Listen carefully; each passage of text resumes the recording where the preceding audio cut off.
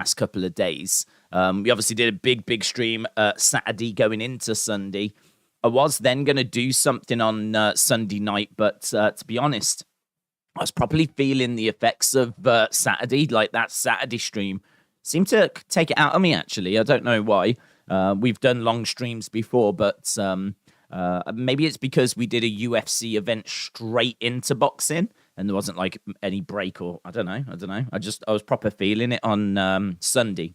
And then today, of course, it was the Queen's funeral, and I didn't have any plans to do any content today. I didn't really have a plan at all, but I ended up watching the funeral, and yeah, it was. I've got to say, it was quite moving. It took all of my attention. I didn't have any plans, but it was weird. It was so weird. I would have said that I probably would have tuned in for a little bit, watched a little bit of it, and then maybe gone and done something else. And then, gone off and done something else. But I ended up tuning in, and it was all I was doing. I was just sat there, just watching it. The dog kept wanting to go in and out, so I kept letting her out. But, it was very moving in places. There was always something happening. There was, like, obviously seeing all the people lying in the streets and all of that. Obviously, it's been shown around the world. There's people out there that don't care about it, and that's fine. If you're one of those, that's fine. But, as you can imagine, massive here in the UK. It was on pretty much every channel. There was no escaping it. But, yeah, I wanted to see some of it. I wanted to see the key moments, at least, but just ended up watching all of it. I started watching it at about 8:30 in the morning, and I was finally falling asleep. I was, like, nodding off at about 4 in the afternoon. It's really weird for me to be awake at those times. So, yeah. So, it's a weird one. I've got to tell you, it's a weird one today. I feel a little bit out of sync with everything. It's proper, I don't know. I don't know. I feel really weird. So, we'll have to try and ease our way into today. What I can tell you about the world of wrestling is that Triple H has come out and announced that we're going to get War Games at Survivor Series. So War Games is going to be at Survivor Series. I think that's good because people love War Games. I think that it's very popular. My only concern is that I think the problem with Survivor Series has never been Survivor Series. I think it's always been Raw against SmackDown.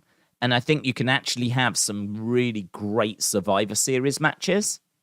You could do Bloodline against someone else, some other team, a team of baby faces in a Survivor Series match, and it would be brilliant. One of my favorite ever matches in WWE. I seriously, I'd put it in my top 20 at least, right? Maybe even top 15. I don't know that it makes my top 10, but certainly my top 20 would be that match from 2014 where Sting makes his debut. And that was like Team Cena against Team Authority, 2014, and Sting arrives. That's a Survivor Series match, and it's absolutely brilliant. It's brilliant. The match is not even the bit where Sting arrives, just the match before is brilliant. What's so great about it is that there's things at stake. It's not just two teams battling, but I think if Team Cena won, the Authority was out, right? So by Triple H, by Seth, no longer in power, by, right? And if Team Authority won, then I think Team Cena was fired. So there was big stakes, high stakes, and so it really mattered who won. And it was an elimination match, and there was people turning on their teams, and it was brilliant. It was brilliant. So for me, I think the biggest problem with Survivor Series has been that it's just been Raw versus SmackDown. No one's really that bothered about that. And it also means that you don't, there's nothing at stake. So, if you changed all of that, if you didn't make it Raw SmackDown, you actually made it, for something, Survivor Series is perfectly fine. It didn't need changing. It doesn't need changing. It's perfectly fine. It's perfectly serviceable. It's an amazing concept. So to me, I'm fine with War Games being used. I have to admit, though, I do want it to be a one-off. Like, I don't want Survivor Series to be War Games every year, because I don't mind there being a War Games match at Survivor Series, but I think you should have like, basically we're saying goodbye to Survivor Series matches otherwise, and I think they're really good. I think Survivor Series matches, elimination tag matches basically, are really good. So yeah, I'm a bit conflicted. I don't mind it. I don't mind the announcement. I'm not the biggest fan of War Games. I've said this before. I don't mind the 2 rings. I think that's awesome. The cage around, love it, right? Weapons being used, great. All of that is great. My only real problem with War Games is the fact that it takes about 20 minutes before the match starts. So, like, you've got the 2 teams on the outside. They come down one by one, and the match doesn't start until everyone is in the ring. And I don't like that. I would change that one thing, because what it means is you have to watch about 20 minutes of, these people battling it out, coming down one by one, and the match never starts. I can't say it never starts. It doesn't start for like 20 odd minutes. And I think pretty much every War Games match I've watched in NXT, as soon as everyone is in the ring, at some point, you will get that moment where both of the teams are lined up in one ring each, like staring at each other. And I always think to myself, like, that just means everything that's been on before is irrelevant. Everything I've just watched, I didn't need to watch, because we've got to the point where everyone is in the ring and they're lined up against each other. And it feels to me like that's the true point that War Games begins. So that's always been my issue with War Games, is that bit at the start. That doesn't work for me. It doesn't work for me. You see, the thing with a Royal Rumble is a lot of people could say, well, is it not the same with a Royal Rumble? A Royal Rumble doesn't start at the you can't win the Rumble, can you, at the very beginning? You've got to wait for everyone to beat him. The only difference is you can be eliminated in a Royal Rumble at any time. So there's some of your favorites can go during that match, and so they can be eliminated. That's not the case with War Games. You can't get, like, eliminated. Maybe if they introduced that, I'd be fine with that. Imagine if you could be eliminated at any time in War Games. So, like, the match officially begins once everyone has had a chance to enter the ring. But maybe if you could be eliminated, giving teams advantages and whatever, maybe I'd be into it a bit more. But that's my only problem. And I feel like it's a quick fix. I feel like it's not the hardest thing to fix. But that's the reason why I've never been, like, crazy about War Games. But I don't mind this announcement. It coming into Survivor Series, I think, is a positive, because people love War Games. They love it. So I've seen the excitement. People are really excited about it. That's really cool. And I want to see what it's like on the main roster. And who knows, they might even make that little change or make a couple of changes, which will just make it a bit more palatable for me and just make it work a little better for me.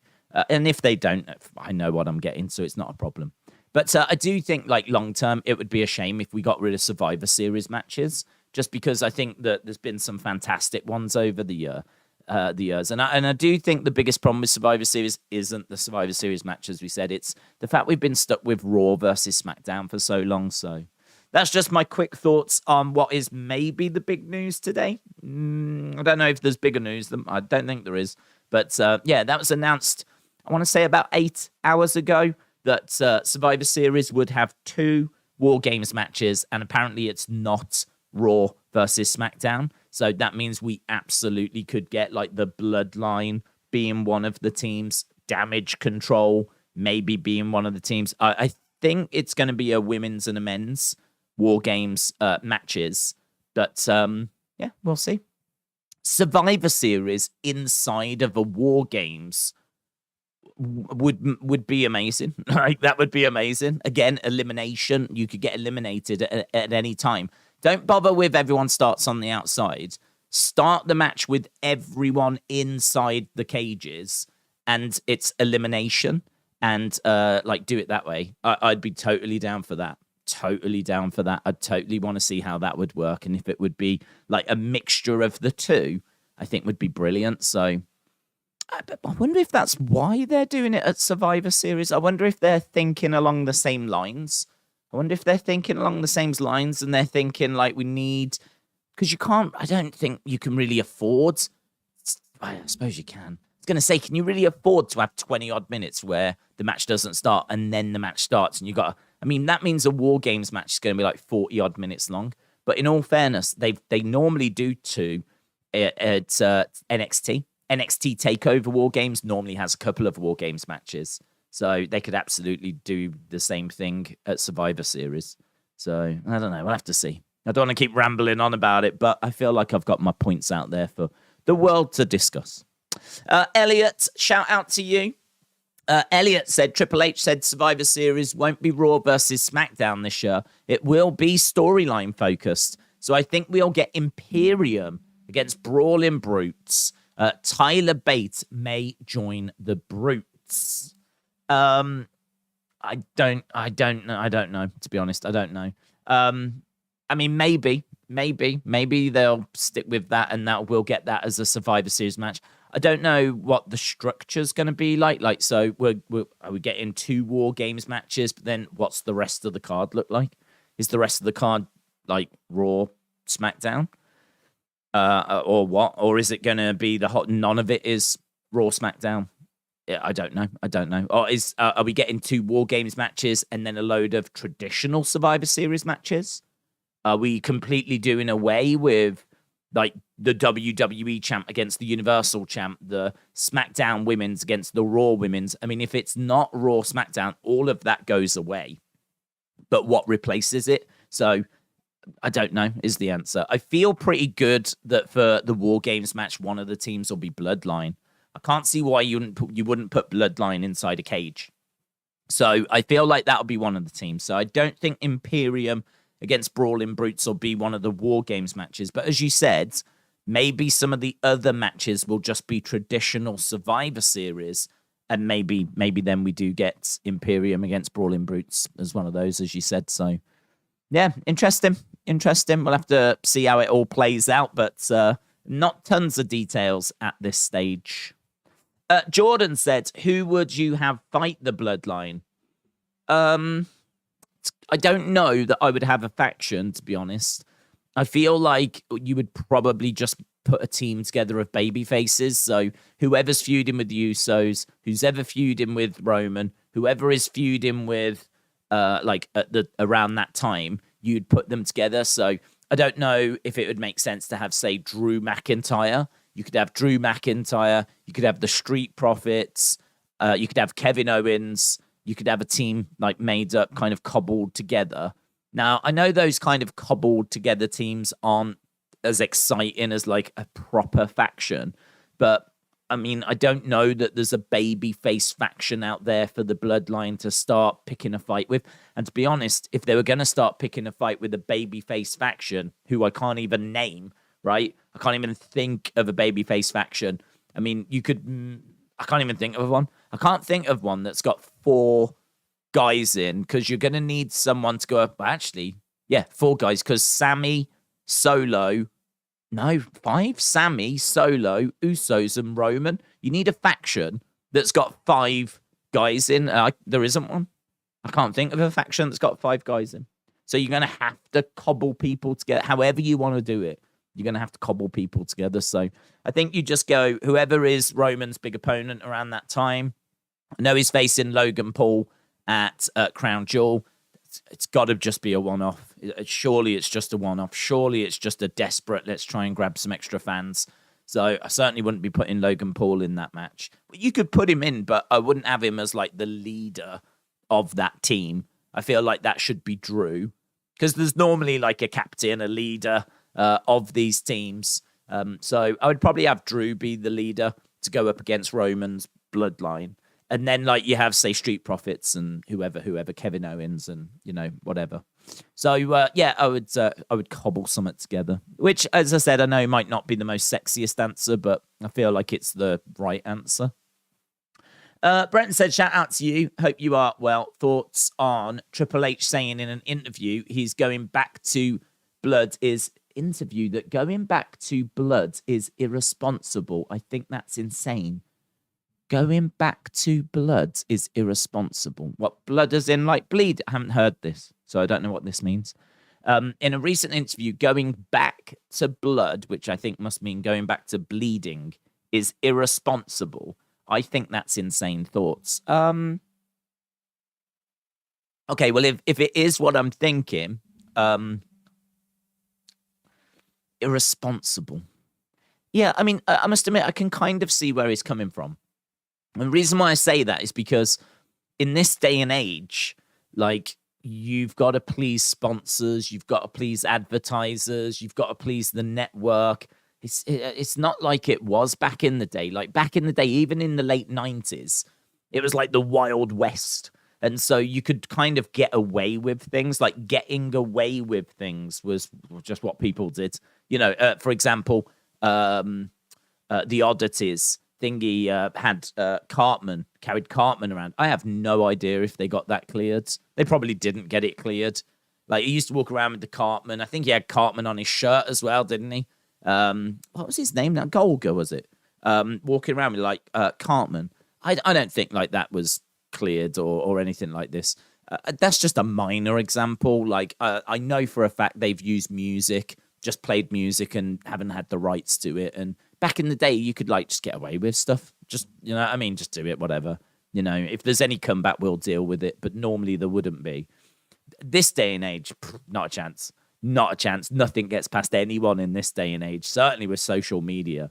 So, like, when you're trying to please advertisers and attract sponsors for your show, and you're trying to keep the network sweet because you want a TV deal. I mean, don't forget, back in the day, and I can't tell you when this changed, but back in the day, it used to be that wrestling on TV was only there to advertise the house shows. So you would like basically show off your superstars. But if you want to see like the real great matches, if you want to see like all the superstars like come to the house shows, you know, this is why you didn't get Hogan on TV that much. Hulk Hogan wasn't on TV because they wanted you to buy tickets to see him at the house shows. I don't know when this change happened, but I think it was in the 2000s at some point, where the TV money started to greatly outshadow the house show money. So that change is a big, big change, because what it means now is that the money they get from the TV networks and advertising and sponsors is their bread and butter. That is now how they make their money. That is now more important than the house shows. And obviously at house shows, you can get away with things. I mean, the only people really that will know what happens at a house show are those that were at the house show. Again, different in this day and age because of camera phones and everything. But back in the day, that used to be true.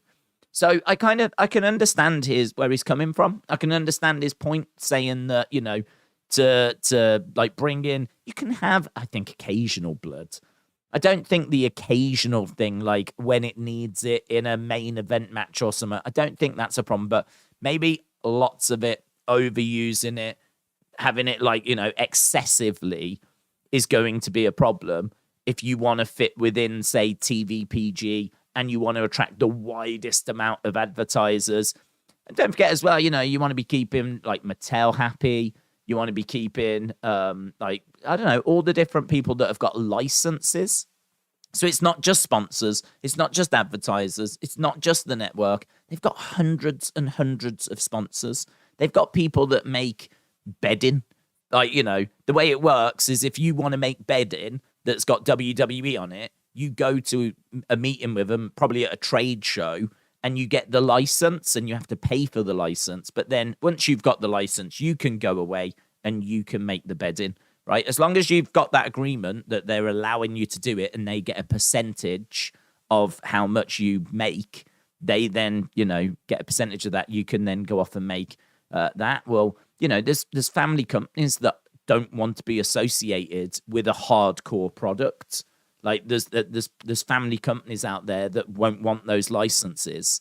And so that's a whole load of revenue that, again, you are jeopardizing, basically. So it is a balancing act.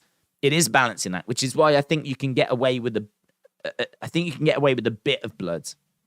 But this is why it's really hard to see an Attitude Era coming back. And that's why the news about TV14 was so shocking, because it affects so many things. Like, it affects advertising, sponsors, licenses, all of this. And it was hard to know exactly how they were going to get that through. I mean, the only way I can imagine is that they contact everyone and let them know this is the direction that the company's going in, and establish if they still want to be connected with that company, because it won't fit. It won't work for certain people if it goes like, TV14. So, yeah, it's interesting. I think I see where he's coming from. I think I understand what he's trying to say there. I think it's all to do with... Listen, everything is to do with money. If the Logan Paul thing has taught us nothing else, it's that this company puts money first and foremost. Jordan said, Bloodline versus the SmackDown roster. What, the whole SmackDown roster? Everyone. They'll be in one ring, Bloodline in the other. Be wild. Absolutely wild. So, Jordan, shout out to you. Kenny said, what do you think of Bray Wyatt's Fiend concept designer posting a white rabbit costume design with the caption "Feed Your Head," which is a line from a song that's been playing at the last few shows? Okay, so my thoughts on that are that is not connected. The reason why, and I know that might disappoint people, but the reason why I don't think it's like connected is because if that was a true design that had anything to do with what's coming, there is no way WWE will allow that to be shared on social media, and certainly not by like them not benefiting from it, if you will. Like, if they were to tease it, they would want to tease it. They would want to send it out. They would want to put it on their social media, or they would want to put it somehow on their show or on their website, or they would want to give it to one of their, sponsors, like something like that. The fact that the guy that makes, I don't know exactly what he does. I think he's done the masks before. I think he's designed like the masks and things before for the Fiend. I know he's heavily connected, and I know that he's done a lot of designs and stuff like that. For those that haven't seen, he put a picture out of a rabbit, and it was quite a scary, long teeth, kind of like demonic looking image, and people got very excited about it. And I understand why. I think we can all understand why. But I looked at it, and my very first reaction was like, cool image, nice image, like great concept. But I don't think it's anything more than just him like having some fun with it, basically. Like, he's a guy, he's a designer, he's seeing this white rabbit stuff trending. It wouldn't surprise me if he just got, pen, paper, spent a couple of hours. Looks like he spent a lot of time on it, but just spent a few hours, just kind of coming up with some of what he would do for this white rabbit thing. And it was great, and it looked great. And I was impressed with it, and I thought it was really, really good. But I don't expect it to have any bearing whatsoever on whatever this white rabbit thing is going to be. Now, that doesn't mean that this white rabbit thing is not connected with Bray. It absolutely could be. It absolutely could be. But I just don't see any way that WWE would allow something that's coming up that was going to be like that to be shared in that manner. I just don't see that. I don't believe that's connected. So I'll tell you what I thought it might be. We got told ages ago that they wanted to bring the puppets to life. They wanted to actually bring the old Funhouse puppets to life. And one of the images that got shared was of Huskus the Pig Boy. And there was like a concept of him with tusks that was him coming to life. This was something that was discussed before Bray was released, was they wanted to actually have the puppets be real life characters as well, and have their own kind of personas. And I don't know how far they got with it, but certainly concepts were drawn up, and we've seen the Huskus one. So my my guess, and this is nothing but a guess, is I wonder if what he is showing us was actually the concept for Ramblin' Rabbit, and that's what Ramblin' Rabbit was going to look like. And obviously, because now they've started playing this White Rabbit song, it Rabbit connects. So you can easily just go, hey, check this out. Even though it's not anything to do with White Rabbit, like it's the concept for Ramblin' Rabbit, it still works, doesn't it? People can still look at it and go, oh, that must be White Rabbit. And so, like, maybe people are making a connection there. So that's my gut feeling. I just don't think that he would share it, or that WWE would allow for it to be shared, like, in that way. So that's why I've not done a video on it or spoken about it, because I just don't think there's anything to it. But I could be wrong, of course. I could be wrong. It could prove to be that that's what it is. But my gut feeling is it's just him. I'm not trolling. I don't think he's trolling. I think that he is a creative person that's creating. Do you know what I mean? Like, he's looked at it and gone, check out, this is what I would do. Or the perfect opportunity to show us what Ramblin' Rabbit was going to look like. So, Me Not You said, what if they do the draft after Survivor Series? The winning teams could be able to decide if they want to stay or switch. No. Doesn't grab me, because I don't care, is what it comes down to. If you do a draft and you put people on different brands, and then the prize is, do you want to, like, the winning team can stay or switch?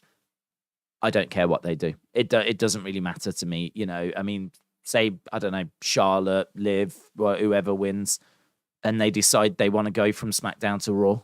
Great. I'm not bothered. Like, it doesn't affect, I'm not bothered. It's not something which, that's not enough to make me care. It's hard to know really what the price could be. There's been a lot of people saying you could get, like, good spots in the Royal Rumble and things like that, which I don't mind. Maybe all of them get future title opportunities or something. Like, I don't know. Again, is that too much? I mean, if you've got 5 women, maybe it's the survivors. Maybe the survivors of the 2 big championship matches, if you will. If you like, we're going down a rabbit hole now, talking of rabbits. But if you was to do a Survivor Series, forget War Games, right? It's gone. And you just did Survivor Series matches, you could have a men's championship match and a women's championship match, and no titles are on the line, but the team that wins, the survivors of that team, get title opportunities. They can't cash them in, like, whenever. It's not Money in the Bank. You have to say, basically, when you want your opportunity, and it has to be, like, in the future. It can't be, I want it now. It's not Money in the Bank.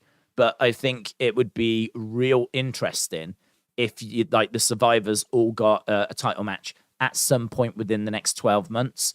And then the rule could be you have to give at least 2 weeks' notice or something like this. You have to give at least 2 weeks' notice, and you can have a title match at any point, like, once you've given those 2 weeks' notice within the next, like, 12 months. And I think then, and it's only the survivors, not for everyone that wins, only the survivors. That way, it really matters not only who wins, but who survives. And if you get eliminated, it's a big deal. And you could get it down whereby there's only a couple of survivors. You could easily get it where you've got a couple, or maybe even one survivor. So it's not like you're going to be handing out loads of title opportunities. But 1 year, you could do it where all 5 people, like, survive, and it'd be like, oh my God, all 5 people are now going to have, like, a title opportunity within the next 12 months. We've got to try and fit these people in as well as everyone out. Like, that becomes a story, even if, like, no one's eliminated from team. That becomes a story. So that grabs me. That feels like it's got something a bit meaty. There's a bit of something there. Maybe people think that's a bit too much. Don't know. Also, I will say is that Survivor Series is one of the big 4. So if you think about, like, WrestleMania and think about Royal Rumble, where the winner gets the title opportunity, It kind of feels like Survivor Series needs something on that level because it is one of the big four. So, yeah, just an idea. But that's kind of the direction I'd be leaning. Let's go down. But Days, do you think WWE is going to change the persona of Matt Riddle from being a bro to a more serious persona? Yes and no. I mean, I think that when he's in the middle of a feud like he is now, and it's a real feud and it's got some real substance to it, I think that you will see a very serious Matt Riddle, and that's what we're getting at the moment. But undoubtedly, once he's past this feud and he's in calmer waters, I don't think he's going to be like super serious, super focused then. I think what we're seeing is we're seeing something from Matt Riddle I think we've needed to see for a while now, and that is that serious side. That side that I'm not going to take any nonsense. Like, I'm not just an airhead. I'm not just, bro, how you doing? Like, kicking off flip-flops and like CGI birds or whatever. And all of that is fun and all of that is great. But you do need to see there's some depth there as well. Like, he was coming across as very, very shallow. And in many ways, that was his character. He was meant to be quite shallow. Like, there's not much going on upstairs. But that's why this feud, I think, has been so good, is because we've really seen that there is, like, a depth to Riddle. And he can go to a darker place. Not darker as in fiend or demon, just a darker place than bro, So now I don't know that they're changing him. I just think they're rounding him out. They're giving him more layers. So, but once he's out of these choppy waters, and we're kind of down to him being in like so-so feuds, or times are a bit better, then I'm sure you'll see bro back and all of that good stuff. Triple H said that he is bringing back unexpected returns, said Peter. Yeah. Now, the unexpected, if there was going to be some yesterday on the channel, my plan was to do a video on exactly that, the Triple H unexpected returns, because there was like a big thing that I was going to mention. I promise I was going to say this, and it might seem a little bit dated now, but what I was going to say yesterday was one of the key things to remember is that when Triple H is saying unexpected returns, he's not saying specifically superstars. He's not saying superstars. And not like I should have done the video, because not only 24 hours later, War Games is now on Survivor Series. So I know that's not necessarily a return because it's not been on the main roster before, but I can see it being more of that. Like, it doesn't necessarily mean wrestlers. One of my first thoughts was Renee Young. Renee Young's not a wrestler. She's a backstage kind of interviewer, a host. I think she did a fantastic job. She was brilliant. Someone like Kathy Kelly as well. I'm not the biggest Kathy Kelly fan. I'm not crazy about Kathy Kelly. I've got nothing against Kathy Kelly. I just didn't think she was as good as Renee Young. I don't know why. I didn't find her as relatable. I didn't find her... I don't know. I don't know what it was. I just wasn't as crazy about her. But she was very popular and she was very loved. And I actually don't know why she left. I thought she left to go off and do something else. And I've not seen her doing anything else. I haven't seen her on like ESPN, or maybe she's doing something in America that I don't know about, but that could be a return as well.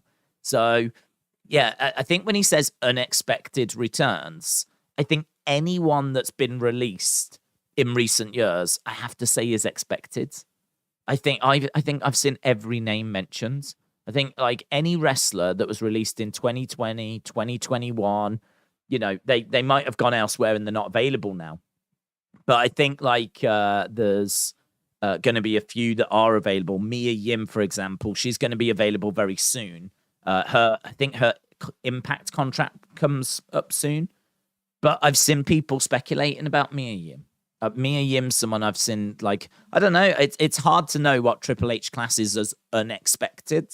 But for me, I think unexpected is more not wrestlers and actual, like, could be belts, could be match types, could be interviewers, could be commentators, Mauro Ranallo. If you could get Mauro Ranallo back, I mean, he is one of the greatest commentators WWE has ever had. Mauro Ranallo is incredible.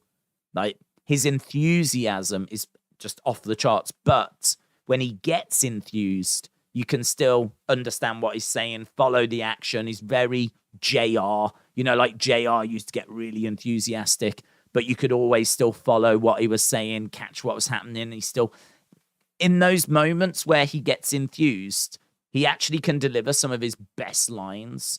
Same with JR, you know, good God almighty, he's broken in half. Like, all of those classic JR lines were coming out at, like, key moments. Not moments where you necessarily have got time to sit there and things are quite slow and you've got the opportunity to think. Moments where it's dramatic, it's big, it's everything's going off, crowd are popping, you can barely hear yourself talk because of the noise. JR and Mauro have got a real skill, and it's something not many people have got, but a real skill in those moments to come out with killer lines that are just, like, absolutely perfect. And to deliver those lines, I mean, of course, they know the scripts. They know what's going to happen. So there's absolutely the ability to kind of think in advance earlier in the day. I'm not saying that they don't do that. I can't say they don't do that. But all I'm saying is there's a lot of commentators that just go, oh, my God, he's just done this. Oh, my God, he's just done that. They'll tell you what's happened, but they won't be able to deliver those amazing lines that, like, JR could or a Mauro Ranallo could. And that's why, for me, they are, you know, God tier. And so, you know, it could be someone like that. But Renee Young, I mean, like, she got a bit of criticism when she was on commentary, but I thought she did an all right job. I wasn't down on her commentary. I thought she was fine. She said she wasn't comfortable. She had Vince in her ear and, you know, she just wasn't comfortable. It wasn't, like, for her. I think she was not comfortable and she felt out of her depth. But I thought she did a good job. I thought she was fine. She wasn't the best commentator at all. She just kind of sat out largely and just kind of came in with bits and just added to the show. But in all fairness, she was just the third commentator. She was the Byron Saxton. Like, she didn't need to do that. She wasn't. It would be different if she was the play-by-play. But she wasn't the play-by-play. I think she was working with Cole. Michael Cole was the play-by-play. So she was just doing color on the side. So, yeah, but it could be superstars as well, of course. It could be, well, he says returns. So, you know, that makes me think it's people that have been there before.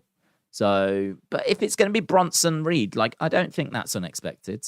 I don't think anyone that's been released in recent years has been unexpected. If he brings back, like, the Iconics, is that unexpected? I don't know. I've seen people that want it. I want the Iconics back. I've seen people hoping the Iconics come back. Is that unexpected? Perhaps he thinks it's unexpected.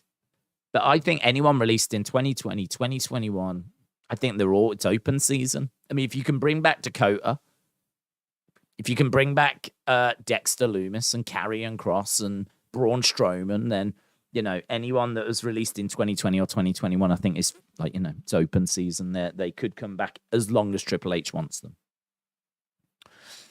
Dominic says, how are you tonight? I'm doing all right, buds. I'm doing all right. I must admit, when I first started the stream, I was a little bit, don't know, weird. It felt a bit weird. Now we're in the groove. I feel pretty good. But it's been a weird day, that's all.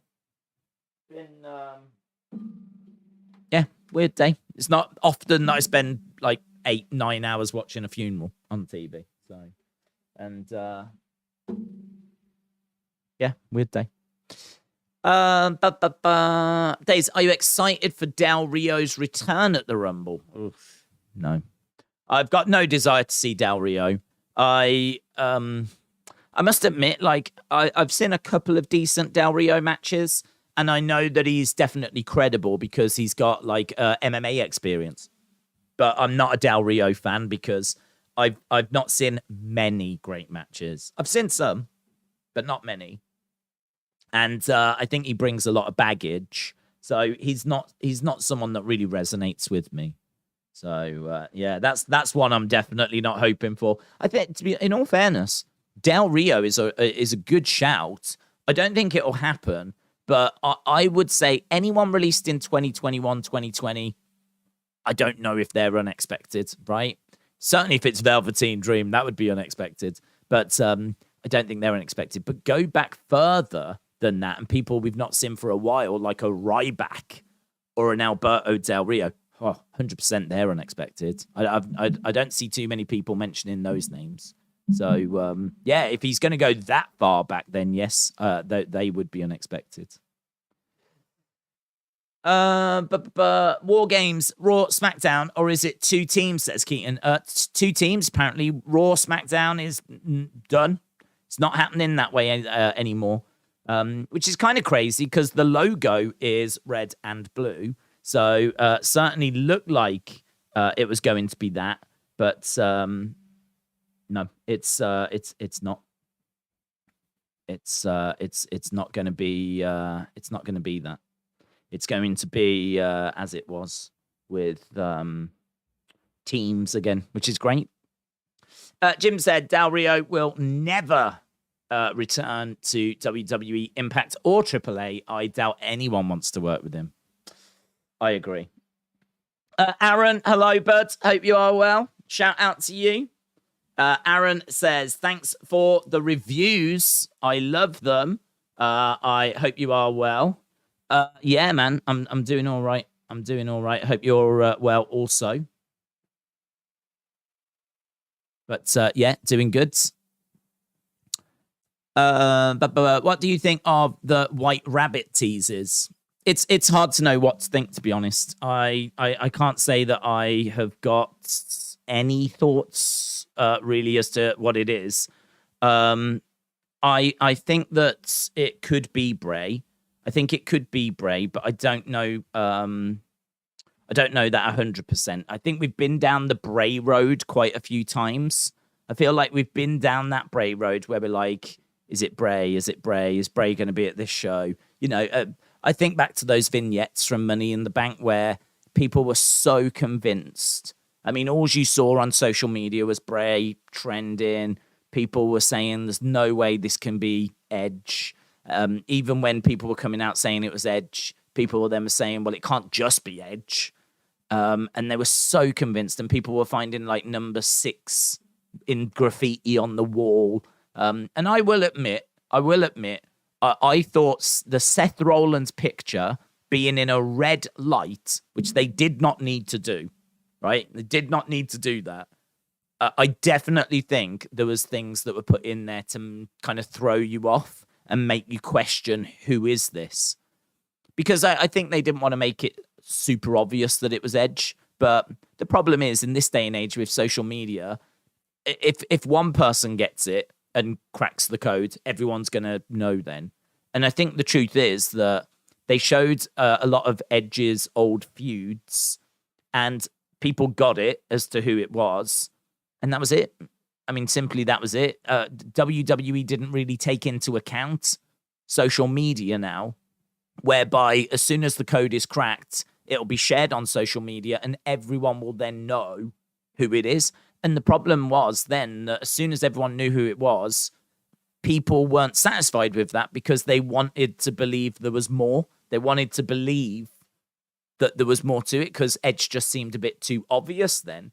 The truth of the matter is, though, that if it wasn't for social media, then there would have been, I'm certain, a lot of people that wouldn't have known that they were Edge's old kind of opponents. And so there would have been a lot of people, casual fans out there, people, you got to remember, there's a lot of people that have only been watching since the lockdown, just before lockdown.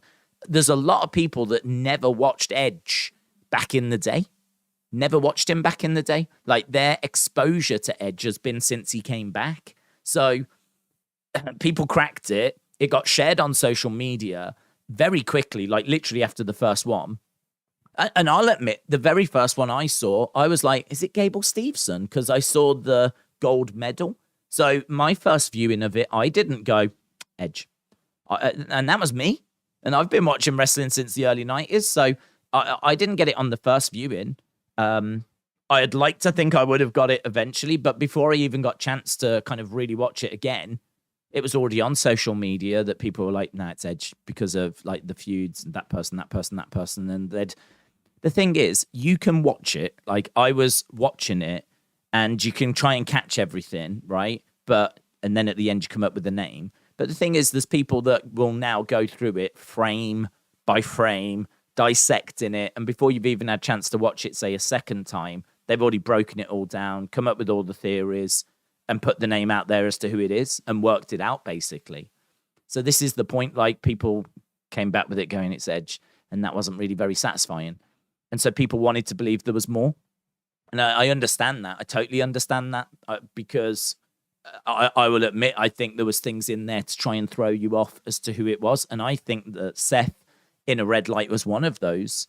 And maybe even some of those sixes were put in there for that as well, to try and throw people off. Either way, we've been down these roads before. WWE have done this to us before, where they tease that it's going to be Bray or it's going to be something other than, you know, what it turns out to be. So this White Rabbit thing, I really don't know. I mean, you can easily go, yeah, it's Bray coming back. But, I mean, the latest we heard is that there have been talks, but those talks broke down. It's not a dead issue, according to Dave Meltzer. He said it's not completely over, but I didn't get the vibe from what Dave was reporting that it's a done deal or that, you know, things have gone great. If anything, it seems like talks happened and talks broke down between WWE and Bray, and seemingly those talks broke down with other companies as well. I think Bray is asking for quite a bit of money. And I think that other companies, maybe AEW, are struggling to kind of reach his valuation that he's got of himself. And seemingly WWE are struggling with it as well. I mean, when Bray left, he was one of the most highest paid superstars they had. Maybe if he'd been on a lower wage, he might have not lost his job in the first place. That's obviously not his fault. But if he'd been on a lower wage, maybe he would have survived. But the truth is, he was earning a lot of money. It's understandable he wants to come back earning that same amount, or maybe even more. Maybe because like he sees himself trending all the time, and WWE know that he would be an asset. He's trying to get a bit more money out of him, and I don't know, maybe it's a bit of a sticking point. So it's very, very difficult to know what this is about. I feel like it is about something. I don't feel like it's just nothing. I don't think they play this track and put the red light on for no reason. The red light again makes me think Bray. I certainly don't go through the lyrics like a lot of people and break the lyrics down and go, oh, that refers to that and that refers to that. I don't believe that. I don't think it's that level detail. I think you're going way too far then. I think that it could be something to do with Karrion. Karrion has kind of distanced himself, though. At first, he kind of jumped on it and put a tweet out, kind of connecting him to it. But then he turned around and distanced himself from it. So it's really interesting, actually, seeing Karrion do that. So Karrion, I think, came out. I can't remember exactly what he said, but he was like, don't make me a suspect in this. So he has distanced himself. But equally, I can't sit here and say I think that it's for Bray. If you want my honest opinion, my honest guess as to what this is about, my honest guess, I think this is going to turn out to be for someone that's not Bray and not Karrion, because Triple H has said there's going to be other returns, and some of those returns, as we said, could be, you know, wrestlers. Some won't. I think that we will see like announcers, commentators, people like that coming in, but some will be wrestlers, and this could be the start of the builds for one of those wrestlers coming back in. So my guess is we've been down this road so many times with Bray Wyatt, and the latest report was that talks had broken down, but it's not a dead issue. So that makes me think, well, if talks aren't finished yet, why would you start promoting someone whose talks haven't even concluded. Like, I think this is going to be the arrival of either an NXT call-up or it's going to be another return of someone else. So that's my guess. That's my guess. I don't think it's Karrion because I don't know why you would give Karrion a new gimmick right now. That doesn't make any sense. Why would you give him a new gimmick? He doesn't need it. He hasn't even really got going with his current gimmick. So why does he need a new one already? Like, I understand you might want to give him other gimmicks like Foley, like Balor, like Bray. But I feel like, why would you give him another gimmick right out of the gate? It's not as if he's got a split personality like Bray did with The Fiend and the Funhouse. You know, Karrion is, you know, TikTok, black and white. That's his presentation. He doesn't need this White Rabbit thing, even though that's what he was called in Lucha Underground. I don't think it's that. I don't think it's that. I don't think it's Karrion. I don't think it's Karrion, and I'm not fully convinced that it's Bray. I think that for me, the chances are it is going to be someone, but it's going to be someone that's neither of those guys. I mean, you've got to remember, to be honest, do you know what? I could have been tempted to have gone with Braun if Braun hadn't already arrived. If we had heard that Braun had re-signed and we hadn't seen Braun yet, I would have been tempted to say, I think it's Braun. But because we've seen Braun already, it's not going to be him. But that's my point. Like, it really could be anyone. It could be anyone, and it could be someone that's not kind of come in yet. So that's the way I'm leaning on it at the moment. But we'll see. We'll see. It could be Joe Gacy, said Wrestle with Andy. Could be Gacy. If they feel that Gacy is ready to be called up, that would be big for Gacy. That would be huge for Gacy. I don't know where he is in Triple H's kind of mindset. I don't know if Triple H thinks Gacy is ready for the main roster. I mean, to be perfectly honest, Gacy is a little similar to the old kind of Bray, follow me, cult leader type thing. Triple H might see there's a demand for something like that and might try and fill that gap with Gacy. I don't know. I really don't know. I cannot give you a name. I cannot sit here and say it's Gacy. I can't say it's Bray.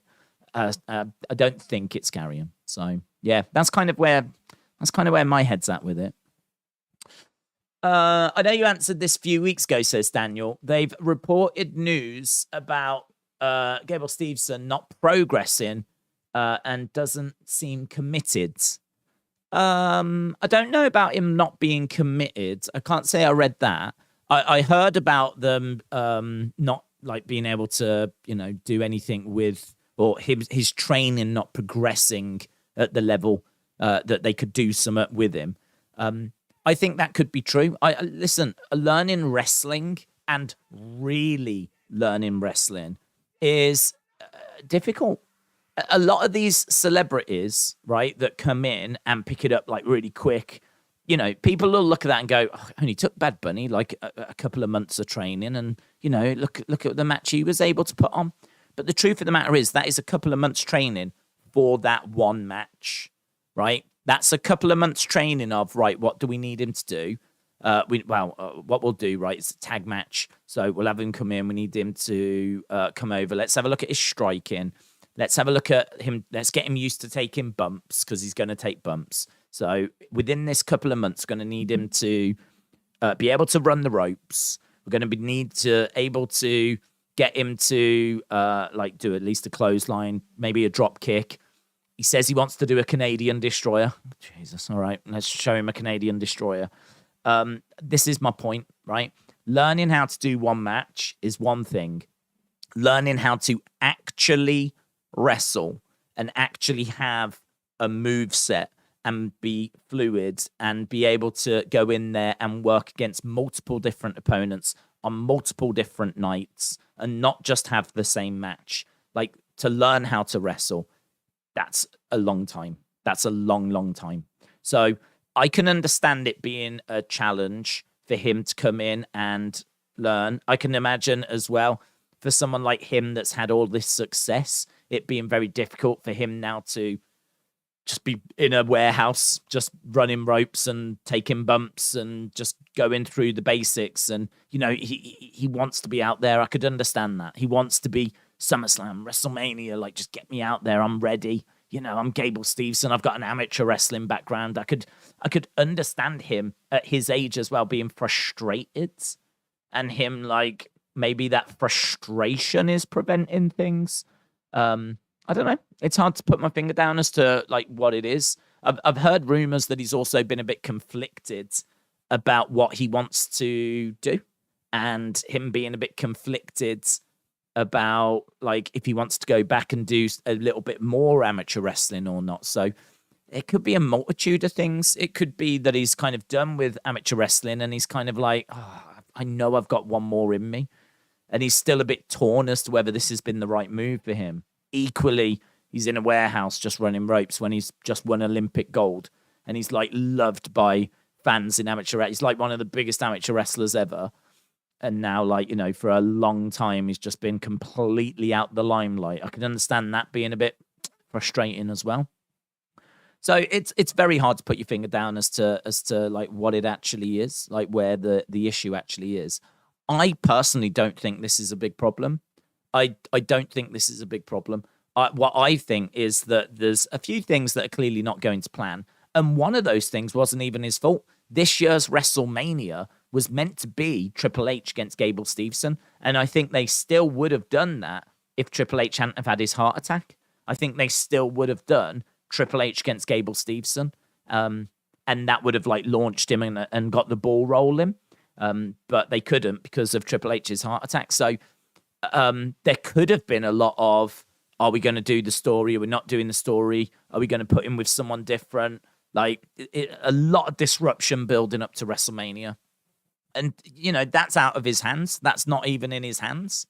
So sometimes it's circumstance, Sometimes it's just things that are out of your control. So, yeah, I don't know.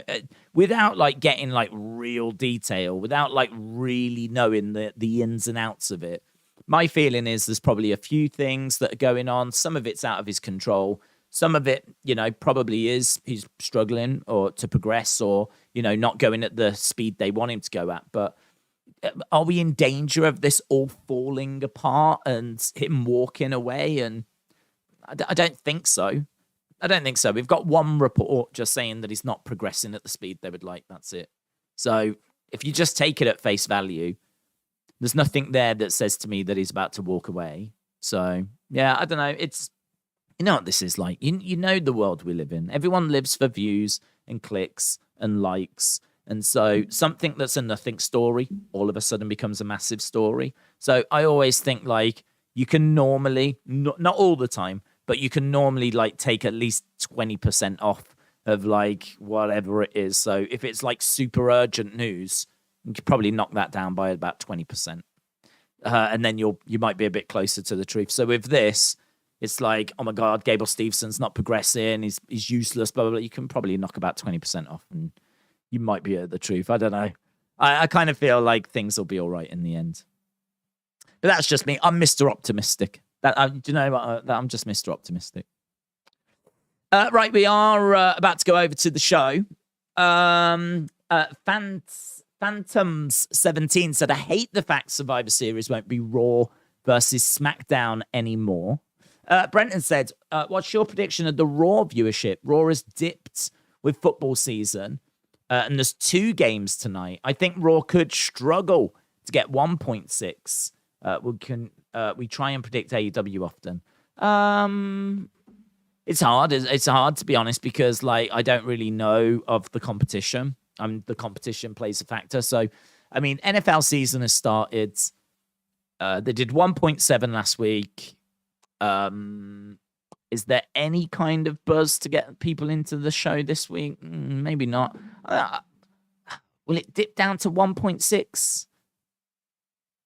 I'm gonna say it'll do 1.7 again. I'll go 1.7. I can't see any reason why it would drastically rise, but I think it took a hit last week, and I'm gonna say it's gonna hold. I think it'll hold. So I'll be boring and say 1.7 again. Right, we are live. There was someone that was crouching, trying to get out of the way there. We know the show is going to start with Seth Rollins against Bobby. I don't know if we actually went through the matches, but we do have Kevin Owens against Theory. We've got Miz against Dexter. We got Seth against Bobby.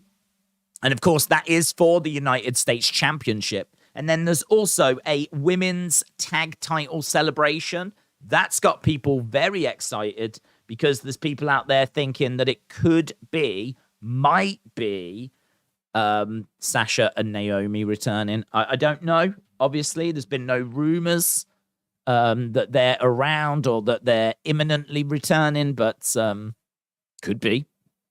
They could be. What matches have I missed? You've not missed anything. We have literally just begun. So we're going to be getting started. Tonight, Logan Paul challenges Roman at Crown Jewel. We had that at the... Oh, they're going to show us at the press conference. Matt Riddle and Rey Mysterio are going to be taking on the Judgment Day. So Riddle and Mysterio taking on the Judgment Day. I'm guessing that'll be Finn and Damian Priest. So we've got that coming up. And Seth Rollins in the ring. We're just waiting for Bobby to come down. James said, I don't get the Dexter-Miz match. Miz is clearly being kidnapped and stalked. So you're putting him in a match. Yeah. Well, I mean, they were always on a collision course, weren't they? They were always going to face each other eventually. I must admit, the story hasn't quite grabbed me as much as I hoped it would. I think that might be more on me than on WWE, but I thought the way they were telling the story at the start was really good, with him, in the background, cars being crashed and him trying to get through the crowd and being dragged away. And then very quickly, it became the Miz was kidnapped and, no one seemingly stopped him. And then Dexter's, just emerging from under the ring. And all of a sudden, where it was quite clever and felt quite real, it all of a sudden seemed to just flip and become very scripted. I don't know. They seemed to be presenting it as, hyper real. I said before, watching him jump over the barricades and then have tons of security, grabbing him and dragging him away. I could really believe fans believing that a fan had just jumped the barricades. And the way they did it, it was hyper real, super real. It was oh my God, I could definitely see people going, did you see that fan? That fan just jumped the barricades because it felt real. And then, clearly a fan is not going to be kidnapping a wrestler and no one's stopping them as they're dragging them up the stairs. And then, you've got, I don't know, Dexter just emerging from under the ring and stuff. So, I don't know, yeah, it's been a bit of a weird one. It's gone from, super real to, super scripted. And then, as you said, then you kind of do look at it and go, but now they're having a match. Why would Miz agree to that? But it was always going to go this way, wasn't it? It was always going to lead to a match. That's the whole point in building this feud, But you have to, with wrestling, and I will admit I'm not very good at doing it. It is a weakness that I've got. It is something I'm not very good at. You have to that taking it with a pinch of salt, You can kind of go back through the history of wrestling and go, yeah, well, what about this? What about that? That wasn't real. That wasn't real. We've seen kidnappings before and all of this. But just in this era, with Triple H at the helm as well, I do look for it to be as realistic as possible. And that's what I enjoy anyway. So, right, we're starting with this United States Championship match. And we've got Bobby in there with Seth. And we've just had the spotlights come down on both guys. And they're getting the intro as we're about to start with this United States Championship match. So we've got the whole crowd singing the Seth song by the sounds of it. They love that track, don't they? It's not Miz Dexter. It's Dexter on Miz TV. Oh, I thought it was Ms. Dexter. Oh, well, that's better. I'll agree, that's better. That would be a clear the air kind of conversation then. That's better. I still think that it's has gone a bit wobbly, this feud. I still stand by everything I said, but at least that's better for tonight. Days, the GTA 6 hacker has been exposed as a 16-year-old kid from the UK. Oh. Blaze said, Days, White Rabbit is a big song to nail down. Do you think they may go to more mainstream songs for entrances like AEW has done? I would love it, but I know it can be costly.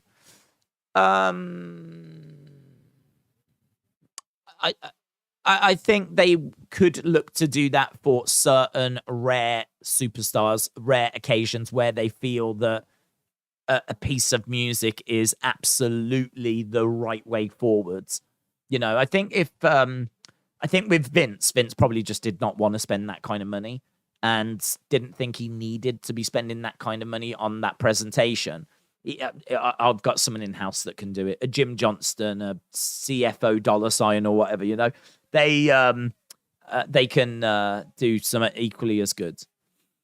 But I think Triple H seemingly is going to be more open to, well, look, if it's going to be right for the presentation, then let's do it.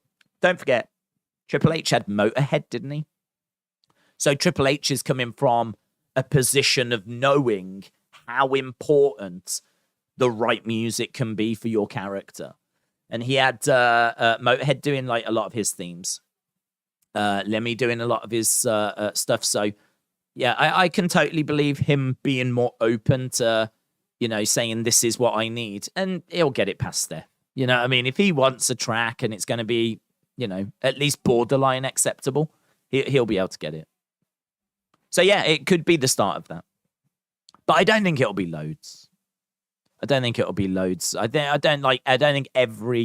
superstar is going to have like real music now. Real music. Seth just went for a curb, but Bobby was like too strong, too rigid, and Seth could not get the curb stomp. Shoulder tackle by Bobby on the outside. As we go to commercial break. Cal said, BBC said 5.1 billion people watched the funeral. Is that true? Is that true? 5.1 billion people watched the funeral. I heard a projection earlier that about they expected, I think it was like 3 to 4 billion they thought might watch it. But to be honest, I don't know how you would nail that down. I don't know how you would nail that number down. I have no idea. How do you know who's watching? I don't think the channel you watch gets recorded anywhere. I'm sure the way it works, and I could be wrong, but I'm sure the way it works is that there are people in the UK that have got special boxes, devices that they've signed up to that are fit to their TVs, and they're kind of used as a sample size. So I think that's how and it might be the same in America as well. And then they just like, whatever they watch, they scale it up by the population. That gives them a fairly accurate read. So I don't know how you can nail it down like to 5 billion people watched it. But yeah, there must be some way of knowing. I don't know. I can believe certainly it was viewed by a lot of people. Right, we are at commercial break.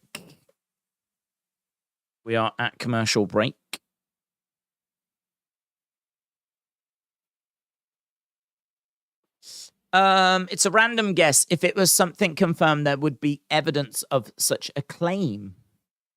Oh, what? There was that? I don't know. Listen, all I'll say is Cal does know his stuff. If Cal says something, I do believe him. He does know his stuff. So if he's saying that, I believe the BBC has said it. But it doesn't. It doesn't change the fact I don't know how the BBC would find that out. But hey, it's the BBC. I'm sure they've got ways. Bottom line, a lot of people watched it. I think we can agree on that. As of now, it's 6 days till my birthday, says Edward. Happy birthday, Edward. There you go. You wanted a video. Record this. There you go. Edward, happy birthday for your birthday in 6 days' time. I hope you have a wonderful day and you finally get that pony that you've been hoping for. In fact, the Queen had one that she's not using now called Emma. So you could have that one maybe. So shout out to you. We've got the Queen and no ads in the UK. That's true. Yeah. On BT Sport. Very strange. Very strange. I don't know why they're doing that, but it is. I don't know if I can show you. That's instead of adverts, we've got this on BT Sport. So when we go to an ad break, we get shown this graphic, which says the scheduled programming will resume shortly. And that's it. And then like Raw will come back on. So seemingly no adverts on BT today with just this graphic instead. I think the show is about to. I don't think this is just like Frozen or anything. I think it is about to start. I'll let you know. Right, we are back underway. That's pretty weird. It's pretty cool. It's pretty cool. I respect them for it. It is still on this graphic though. I am a bit worried that something's froze. Hang on. Still on the graphic. Cover by Seth. Okay. Raw's on. I saw 4.1 billion watched it. So what Cal said could be correct, says Alex. That's mental, innit? Mental. It was so good as well. I know we've already spoke a bit about it, but it was so good. I must admit, there was a proper lump in my throat. That bit where she comes out, they bring the coffin out of where she was lying in state, and they bring it out, put it onto the gun carriage, and it's like that as she goes to Westminster Abbey, and they start going, and the bagpipes go up, and it's just like, oh my God, look at this, like, you know, like the bagpipers are going, and you see them all marching, and you see the people pulling and you see her on. Oh God, proper hit me in the feels that did. Right, here's Seth on the outside, springboard, flying knee by Seth Rollins. Seth rolling Bobby over. What I love about these first matches is tend to get some really good action. So, yeah, I mean, look, we're 14 minutes in. Just had quite a long commercial break there with no commercials. But we are back to the action, and these two should put on a really fun contest. Knee into the side of the head by Seth. I love Seth's gear as well. Looks like some kind of really fun neon rave. It's got like neon colors, lines, and then it always looks like static to me. It looks like static. It's not. It's like, I don't know, diamonds or something. Diamantes. Probably not diamonds. Shiny crystals. He's got some kind of arm crank applied at the moment here, Seth Rollins. So Bobby is down. Seth has got his arm. We've got a damage control championship celebration. Definitely don't want to be missing that. Definitely don't want to be missing that.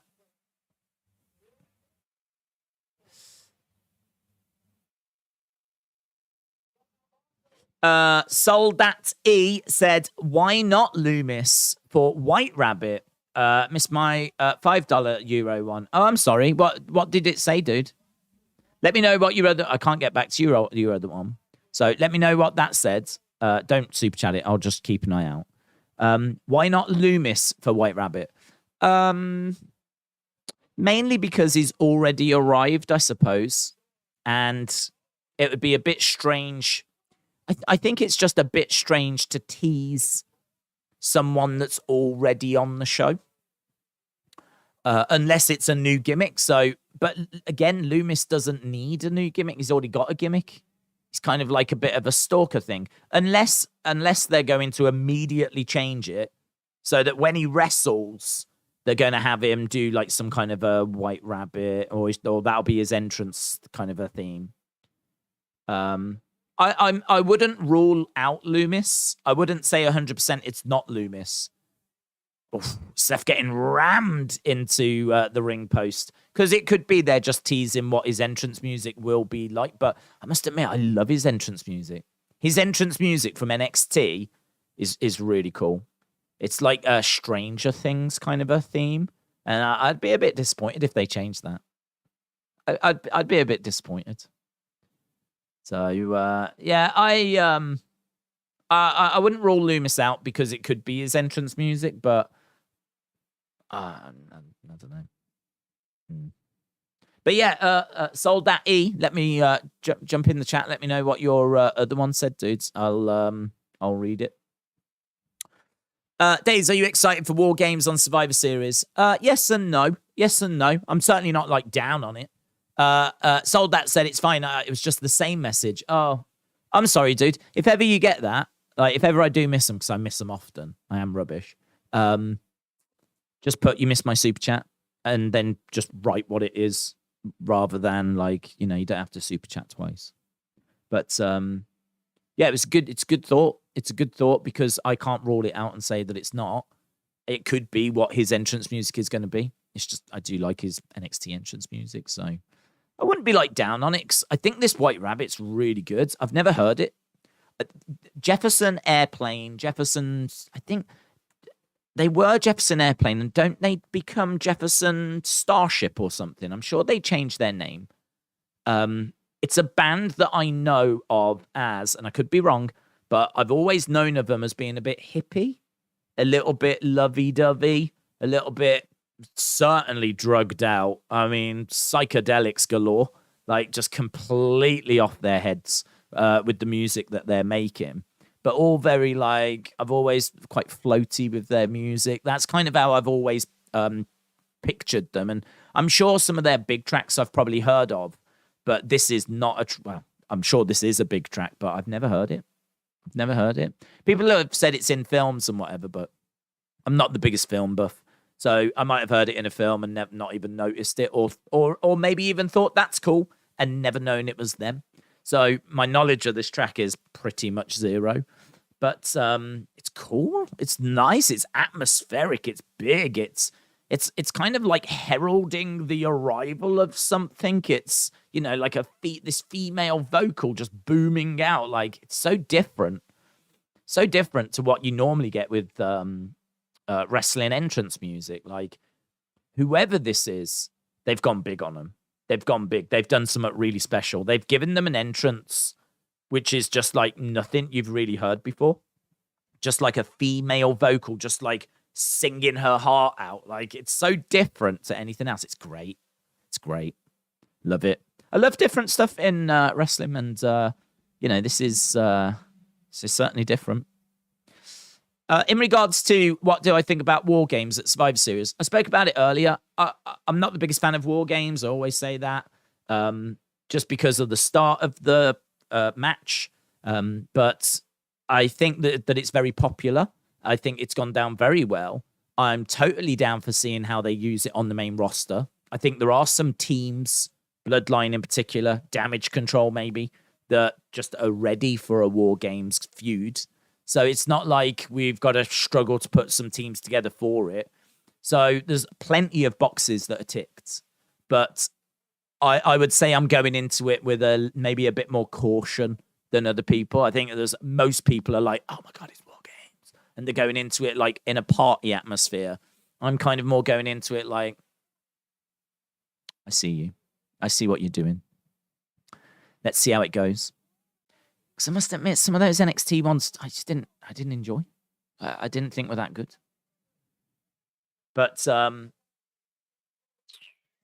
see how it goes. Right, we are back with this match. Could it be Aleister Black, says Bayern View.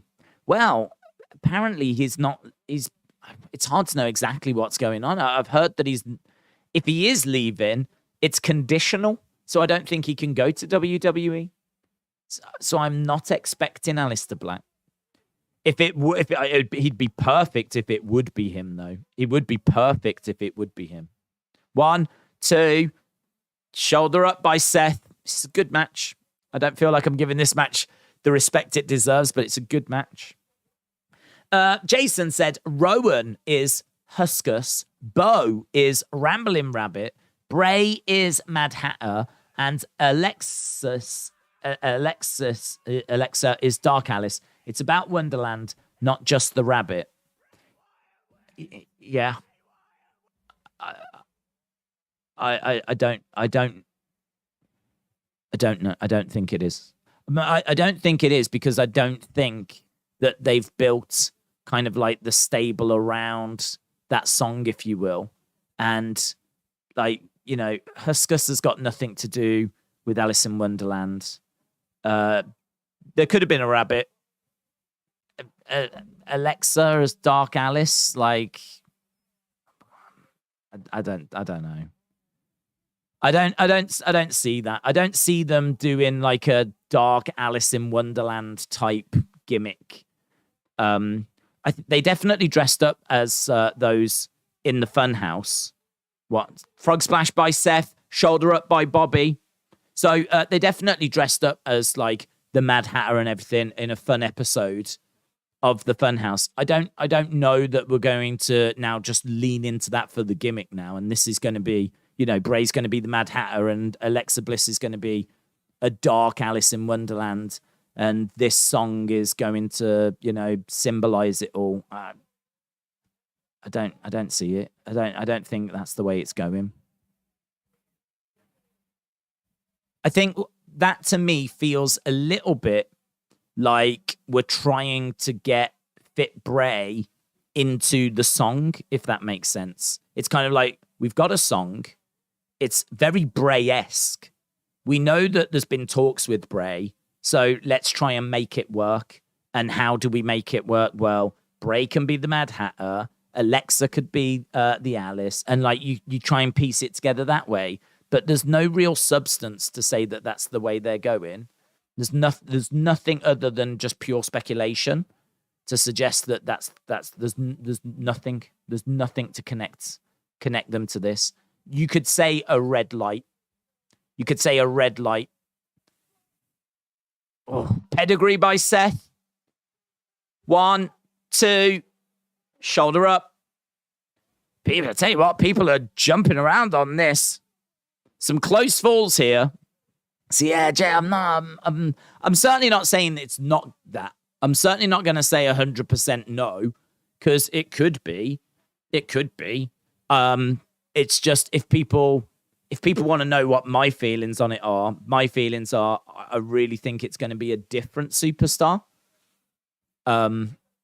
Just because there's no word that Bray has signed, I think that, you know, trying to fit Bray into this song is a bit similar as trying to fit Bray into the vignette we got at Money in the Bank. That's how I would compare it. The Money in the Bank Edge vignette is exactly the same in my mind. Like, there's lots of Bray references in there. People were convinced that Bray was connected to it, and then it turned out he wasn't. And now here we are with something similar. People are convinced that Bray's connected to it. And I got to tell you, there's every chance in the world he's not. I do think Bray comes back. I do think he comes back. I just don't know that this is it. I'm not sold that this is it. Seth trying to get over to the ropes. As the hurt lock's applied, Seth back up on his feet. He's going over to the corner. Rolls over. 1, 2. Shoulder up here by Bobby. Seth's on top of the referee. Low blow there by Seth. Referee didn't see it. He kicked back between Bobby's legs. Bobby goes crashing down. Seth gets up on his feet. He backs over to the corner. Here's Riddle. Riddle is interfering. Riddle is racing his way down. Riddle saw the injustice. And he wants to even up the score. Spear by Bobby. Spear by Bobby. And that's got the job done. So it's a victory. So really great match between Seth and Bobby. There was people on their feet. Seth tries to cheat with a low blow when the referee isn't looking. And the end result is a spear, and Bobby Lashley wins. Vape Ross Vape said 1 billion bands, and they choose the same band as AEW. What do you mean? Is there a track that Jefferson Airplane have got with AEW? I don't know much about Jefferson Airplane. So I don't know. What you'll have to tell me what track it is. Right, Seth wins. Oh, Seth wins. Seth loses. Bobby wins. Let's jot that down. Brenton said, thoughts on AEW getting its potential first $1 million gate for a TV taping. I'm honestly surprised Grand Slam didn't get $1 million last year. Oh, well, I mean, it's just good, isn't it? Any news for them at the moment that's positive is good news. And anything that's going to be positive PR is very welcome right now. So, yeah, and you can look at it and say, like, it's surprising they've not done it before. But don't really matter, does it? They're there now. They've set a benchmark for it now, and they will obviously be hoping to achieve that every time now they do a Grand Slam. That'll be the benchmark. So I don't know. I don't know that it's a problem. They've not done it before. I don't know what they've done before. Maybe they got to 990,000 before, and they are getting over the million this time. Orange has been using Jane, and that is by the same bands. Oh, okay. Thank you. I know he uses that Jane track, but again, a song I'm actually not familiar with. So I didn't know that was Jefferson Airplane.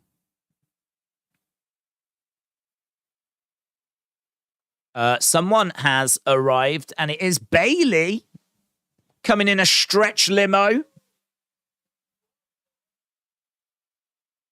Damage Control Championship Celebration coming up next. This is definitely going to have people excited. White Rabbit, could it be a return of Adam Rose's Bunny? Hope so. That's the real return we're hoping for. Damage Control Celebration.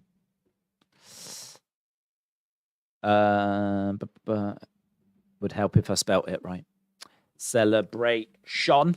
There we go. Right, let me just put in a scroll because we like to have the results at the bottom. Bobby beats Seth. Thanks to Riddle. There we go. And scroll text. They went out of their way to park the truck with Triple H's head on it in the background, said Corvids. Please don't bring back Adam Rose. Harith, we're not talking about bringing back Adam Rose. We're talking about bringing back his bunny. Brenton said, favorite Jefferson Starship track that you know? I like We Built This City. I don't know any. I mean, I know that track, but this is my point. I probably, if you was to mention their greatest hits, I would probably know some of the songs. So, We built this city on rock and roll, built this city. Is it that? I don't know them. They're not a band that I've ever been exposed to be honest. Well, I've been exposed to them because I used to work in a music entertainment store. But of the thousands of CDs that I've had to choose from to listen to over the years, never have I reached for a Jefferson Airplane, Jefferson Starship album. And I don't even think I've got any in my collection. And right here, I've got tons of CDs, DVDs, and things like that. But yeah, it's one of those bands that kind of just never. I don't know why. I think it's because my opinion of them is they're very Jefferson Airplane in particular, very high on drugs, psychedelic, kind of hippie, bit like Off with the Fairies, kind of a, do you know what I mean? Dreamy kind of pop, kind of. You've probably got to be on drugs to really appreciate it. And that's just not the kind of music that I've ever really gravitated towards. So, yeah, I'll be the first to admit I just don't know much about them. Brent said, yeah, that's the one. It's a good song. Other than that, I'm not familiar with them either. Yeah, I don't know. I'm all right with music. I'm all right with certain bands, but yeah, that is a black hole in my musical knowledge. But I must admit, I really like this White Rabbit track. I genuinely like. It's so powerful, and like I love female vocals anyway, and it's so direct and in your face, and it's actually not what I kind of expected from them. So when it turned out to be them, I was quite surprised that it was them. My perception of their music is different to that track. That's a lot more direct and powerful and bigger in its sound. I thought they were a lot more kind of, shoegazy, just kind of jingle jangle. But this is so big and grand. So yeah, it definitely makes me want to check them out. And I think the album that it's off is regarded as like a proper classic. When I was young, I must have been about, 14, 15. I got a top 1,000 albums of all time book. And I worked my way through it, really. Obviously not all of them, but I got like the top 100 and then started cherry picking through the others. And I'm sure there was a couple of Jefferson Airplane albums in there, but they weren't in the top 100. Again, I missed them. But I think some of their work is very highly regarded. They just showed the announcement for War Games. And now we've got Damage Control.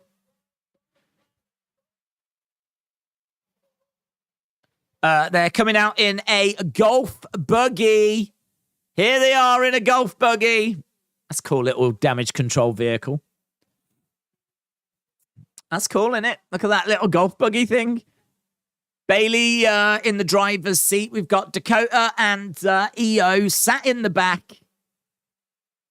I can see that potentially making the thumbnail for our review, but it depends what else is going to happen tonight. But cool little Damage Control vehicle.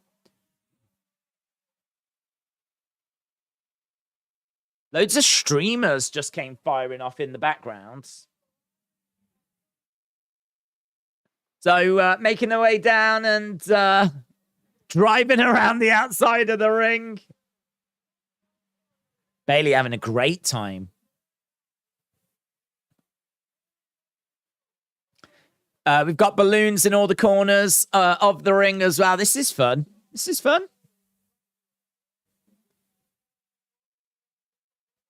They're making this big, aren't they? The 3 Karens. They should call themselves that. Karen 1, Karen 2, Karen 3, like bananas in pajamas. Yeah, they're making this so big. So, I mean, clearly someone's interrupting, but is it going to be Sasha Naomi or is it going to be Alexa, Asuka, and Bianca? I think the rabbit stuff is going to be a new superstar or a return, but based on a Matrix type of character, says Undercover Manager. Camelio said, what if Bray's new character is a Joker, this time running wild in the WWE Asylum? It was a little bit like before. That mask was based on the Joker, the Fiend mask. So that is not too far away from, what we could get when Bray comes back. And again, just go back to the point that was made by Jason. It could be that White Rabbit's connected with Bray and that it's going to be a new faction that's kind of based around Alice in Wonderland. Like, it could be. I just am leaning it to being not, and it being a new superstar. or a returning superstar or a call-up. Right, we've got Bayley in the ring with Dakota and Io. Streamers all over the back of the ropes and everything. Why did they just dump them all in one? Why? Seems like the streamers just went straight down onto the back of the ring.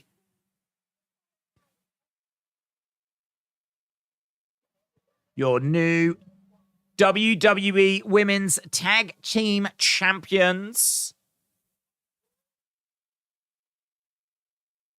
I don't appreciate those boos, says Bayley.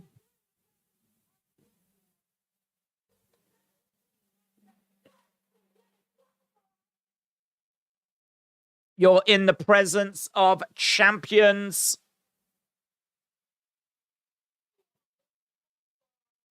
We are in control now.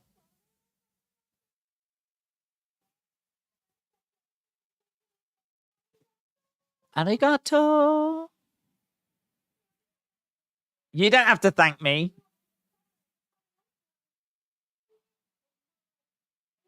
Thank you for believing in my vision. Dakota's going to say a few words. We needed each other. Do you know who we don't need?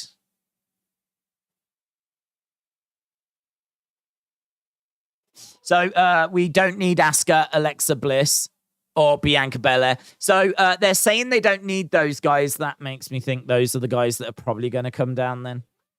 Unless it's a swerve. Unless it's a swerve. Maybe it's a swerve. They're in control of nothing. What? And Bayley's like they're in control of nothing.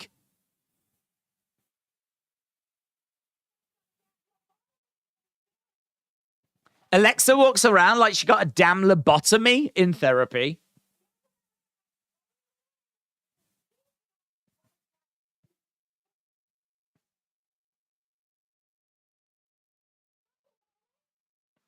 Bianca Belair forgot what it was like to be pinned until you reminded her at Clash at the Castle, Bayley.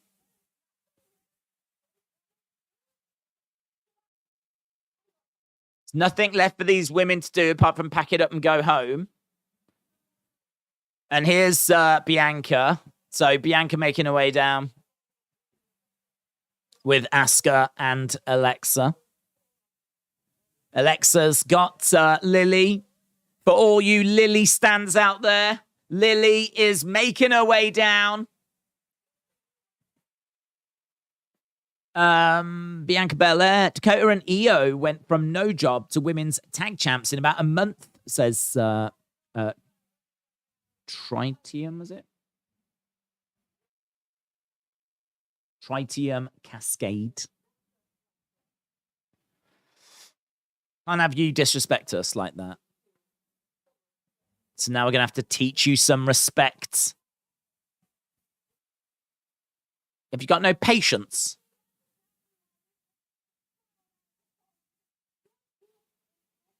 You're too impulsive. You need to see the long game. You need to see the big picture.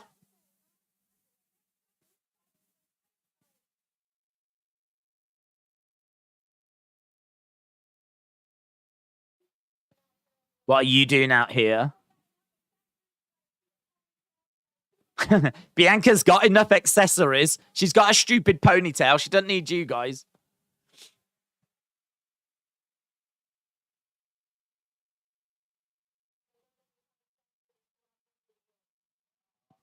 Keep talking or they'll become accessories to what I do to you, said Alexa.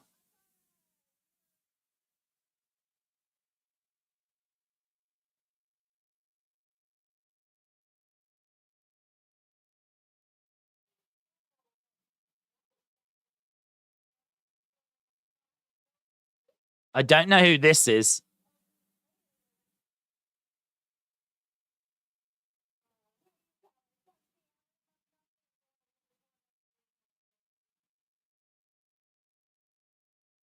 I'd love nothing more than to torment you more. So how about tonight? So it looks like we're getting Bayley, Alexa.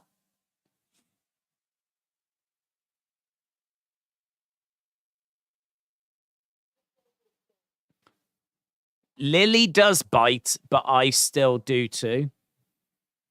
So does Ace Steel. Days, remember from the other night. Justin, shout out to you. Hope you are well, buds. Edward said, I've got that dub, but I didn't win how I wanted to win. Yeah, well done for getting the victory, Edward. If it's true. Justin said, Alexa is an honest married woman. Of course she is different, says Justin. It's true. Marriage does change people. That's what it is. Normally when you get married, you do start carrying around a doll. Here's Theory backstage. He's going to be taking on Kevin Owens. William said, I thought we was talking about adult coloring books, Cynthia. Who is the naughty one? Wow. Looks like William's having one of his William conversations in the chat. Gene said, Roman was on Logan Paul's podcast recently, laughing and joking. So this match doesn't seem very realistic. Well, I mean, look, I don't mind the match because he apparently, I never saw it, but apparently he was on the podcast and then he left. And my understanding is that comments were made after he left. Which in a way is a bit two-faced, isn't it? Like Logan doesn't say anything to Roman's face. He waits for Roman to leave and then's like, yeah, I could beat him. Like maybe it was just joking around. Maybe, I didn't see it. So perhaps like they were like, could you beat him? And he was like, yeah, I could take him. And maybe it was joking around and then it spiraled out of control. I'm not sure. I haven't seen the podcast. But it's apparently come out of that, then it played out on social media. I think Roman said, I allow you onto the island of relevancy and this is how you treat me. It spiraled from there. And so we end up now with a match, which I have no problem with the match. The only issue I have, a slight issue with, is the fact the titles are on the line. It's his third match. It's his second singles match, like, ever. He hasn't come from NXT. This isn't like, Bron Breakker coming up and, even Bron Breakker in his second singles match, winning a title is crazy. Certainly when there's been no, number one contenders thing. The only thing I can think, is, do you remember Paige? Paige came up the night after WrestleMania 30, and in her first match won a championship on the main roster. But, I mean, that was Paige. She'd been down in NXT. She was the current NXT Women's Champion when she won that. It wasn't her second singles match ever. It was her first match on the main roster. But she was the active NXT Women's Champion. And the story was much better as well because you had a heel champion that was just won at WrestleMania. Just I can beat anyone. I've just beaten the whole division. How about I teach you a lesson? And then, she loses to Paige. So, but it's just not comparable. It's not comparable. Logan, at the very least, should have won a number one contenders match. At the very least. If you are adamant that this is right and you're a fan of this and you think it's no problem that he's facing Roman, no problem that it's the main event, no problem the belts are on the line, at the very least, you've got to agree he should have won a match, a number one contenders match, to have earned the right to have a title match. Maybe it would be more palatable if we had just got that. We didn't even get that. We could have had a fatal four-way tonight. Fatal four-way tonight with featuring Logan Paul, Kevin Owens, few other people, winner faces Roman at Crown Jewel. And if Logan had won tonight, at least it could have been a bit more explainable, palatable. Logan could have been I can't believe it. I can't believe it. What have I just done? What have I just achieved? And that would have been better. That would have been way better. Whereas now it just feels like he's being given this as an opportunity because then they're not even hiding it because of the amount of followers he's got, because of how big of a star he is. So, as I said, I don't begrudge him facing Roman. It's just something a bit different for Crown Jewel. But yeah, it's the titles being defended that kind of sticks a bit in my throat. But I don't expect him to win. Please don't win. Please don't be. Please don't be. Please don't be the one. Please don't be the one that beats Roman. Right, here is Austin Theory. Austin Theory making his way down. He is going to be taking on Kevin Owens. So, Bianca, Asuka, and Alexa have just confronted Damage Control. Sets up Alexa against Bayley later in the show. We've now got Austin Theory making his way down. Right, I need to just jump into Scroll. We've had a Damage Control title celebration. Wasn't much of a celebration. They never are. Right. The QR code says there's a White Rabbit QR code next to Theory. Oh, that's interesting. So, what was that on his? Was that on his information thing?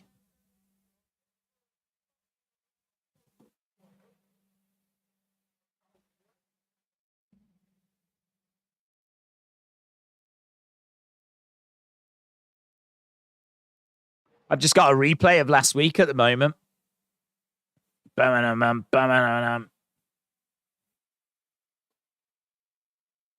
Kevin Owens making his way down. It's definitely a tease. So there's a QR code that says "Come with me." So this was when he was backstage, apparently, earlier. There's a QR code. It says, "Come with me." And when you scan it, the video teases the date 9/23. There's a bunny referencing the White Rabbit song that's been playing. There's also an hourglass logo. The hourglass logo, does that connect it?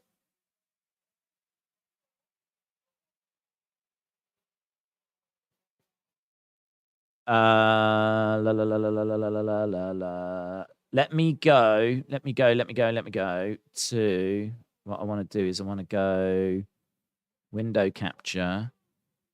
I want to show you. That's the QR codes. And then when you go to the side look, this is from Ryan Satin. That is what you see. So that is the what plays. So it says, "Who killed the world?" In fact, I feel like this probably needs to be a separate video. It very much feels like it needs to be a separate video. Let's go bang. Let's go bang. Let's go bang. Let's go bang. Bang. Bang.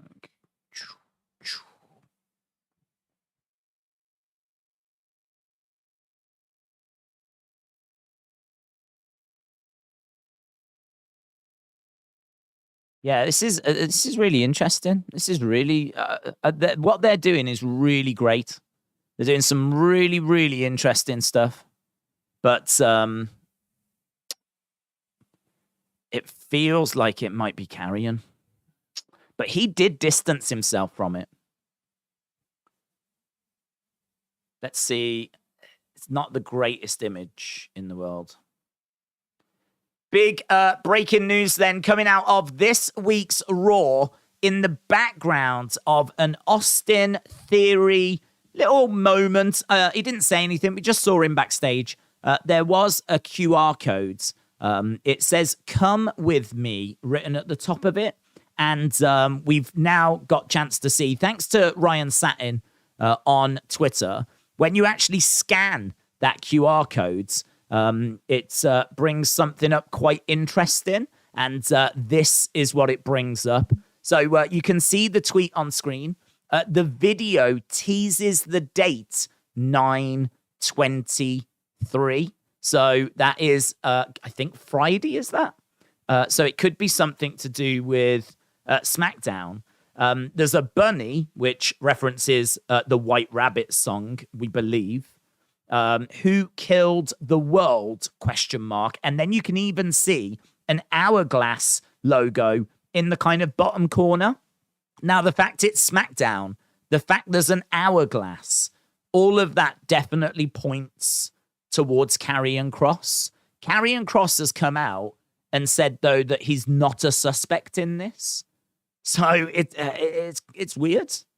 Who killed the world? You did. So it's a game of hangman. It says, who killed the world? You did. Come with me, 9/23. The build for this has been absolutely fantastic. It's been brilliant. Like, just playing that White Rabbit song during commercials, at house shows, they know that that will play very well on social media. Now they've dropped in this QR codes, which is crazy. And people that scanned it, because I'll admit, I didn't even notice it. I was chatting away during the watch-along, but people in the watch-along pointed it out. And as we said, big shout out to Ryan Satin, who's managed to get a little clip of what it actually does. And who killed the world? You did. It definitely makes me think Karrion. But as I said, Karrion has come out and said he's not a suspect in this. But was that just a swerve? Was that him just throwing people off the scent? We'll find out, won't we? We'll find out. 9/23, which, as I said, I believe is Friday. So SmackDown now. SmackDown has become absolutely essential viewing.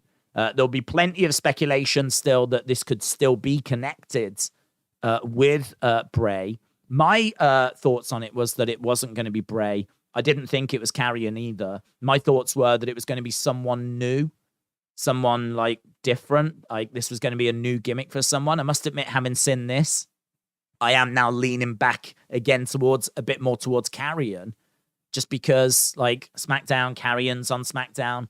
White Rabbit was the name of his gimmick in Lucha Underground. And then the fact they've chosen an hourglass, which is very synonymous with Karrion Kross.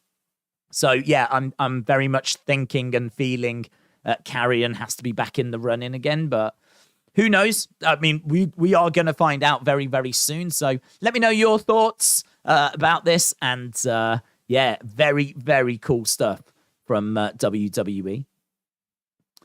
I really like that. I really like that. The chat is winding themselves into another about it being Bray. What, the chat still think that it's Bray connected? The chat still thinking that it's Bray? I can, I can understand if the chat still think that or want to think that.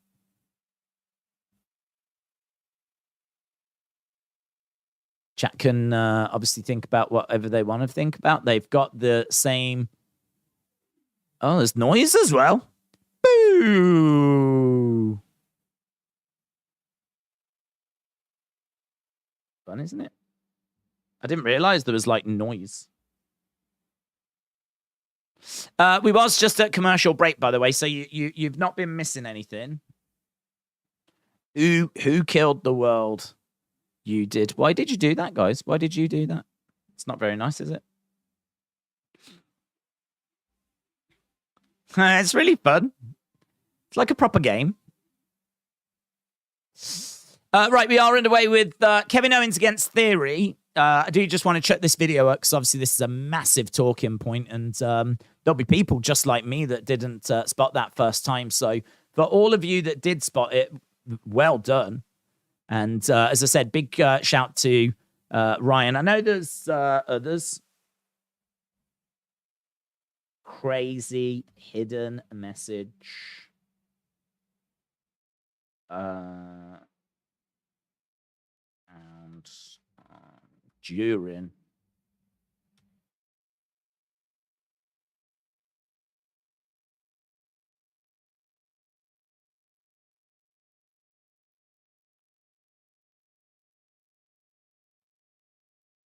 Yeah, that's crazy.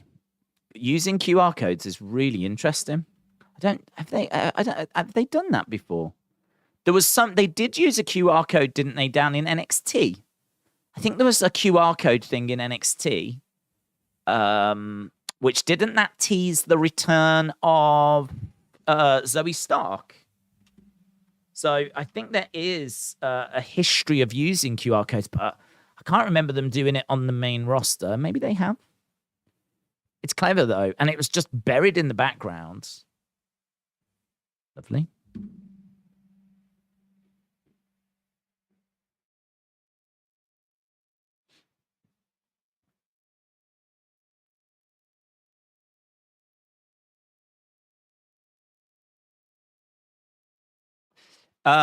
September 23rd, 2019, The Fiend attack Braun. The Fiend attack Braun. It's eerily weird that whoever this is also saying they're coming back on September 23rd, says Harith. Has anyone tried to scan the code? Yeah, hang on. So he attacked Braun. Do you mean Finn? Because Finn was his first one, wasn't it? Was that when he first arrived? Jacob said, I love this. It's really creative. It's now a main focus of the regular broadcast. It's all behind the scenes and during commercials. There aren't really any reports on it. I was on Facebook chatting when all of a sudden Days went silent. I heard back over and Days was still there watching wrestling quietly. Well, I don't know. I was just looking into that QR code thing. The QR code thing is very, very, very interesting.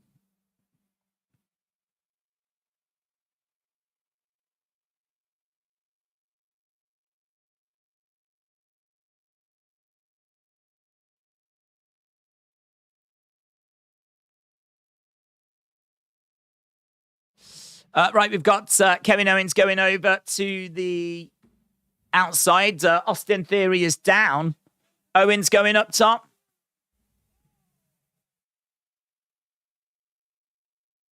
So, shoulder up.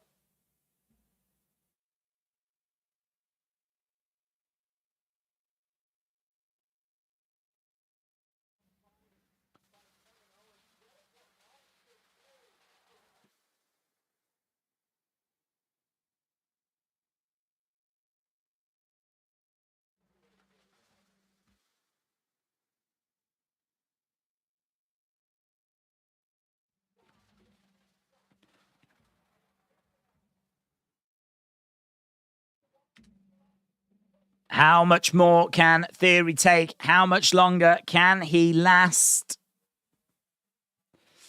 Briefcase is down in the corner as Kevin Owens is going up top.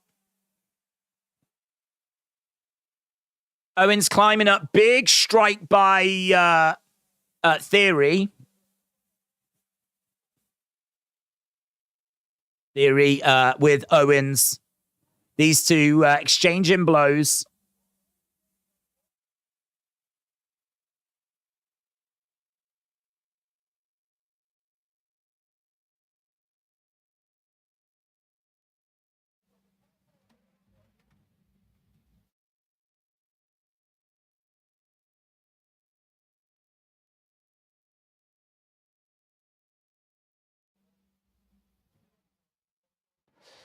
Theory up top. Strikes coming in by Kevin Owens.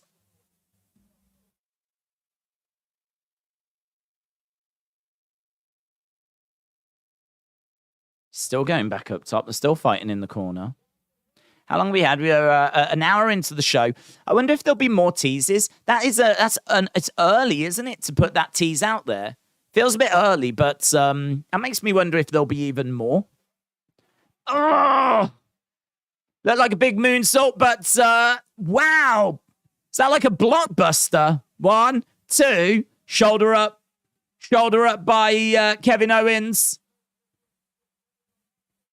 Theory picks up Owens. Oh, net breaker. 1, 2, shoulder up by Owens again. Theory going again. Another shoulder up by Owens. 1, 2, another shoulder up by Owens. Owens constantly getting his shoulder up. No more teases. It's happening in 22 minutes. It's me. I killed the world because it wouldn't give me Timmies, says Sonny. Quail Man. Wasn't that to do with Doug? Quail Man. With all the people getting caught up on the top turnbuckle, I would love to see someone do the same bump that Flair used to do when he would get pressed off the top and then slammed to the mats. We got Johnny Gargano on the outsides. Johnny Gargano grabs the briefcase. That distracts Theory. That allows Owens to charge over. Cannonball into the corner. Johnny Gargano has got that briefcase in his hands. Against the ropes again. Boom. Powerbomb. Powerbomb by KO. And KO gets the win. Kevin Owens gets the win. So, Theory versus Owens. Johnny grabs Money in the Bank. And that allows KO to pick up the victory. I made a comment on your video. What did it say, dude? I'm gonna struggle to jump around.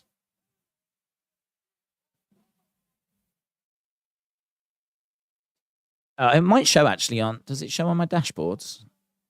No, it doesn't. What did it say? Bonzo said, "Did you see the first 5 letters the rabbit tried to input? It spelled demon." Oh, that's interesting. I have not. I have seen what you have seen, so I haven't had a chance to kind of like break it down. But that's very interesting. So it tried to go for the first 5 letters it tried that weren't there were the letters for demon. That's interesting. There's Johnny chants. Johnny drops the briefcase onto Theory.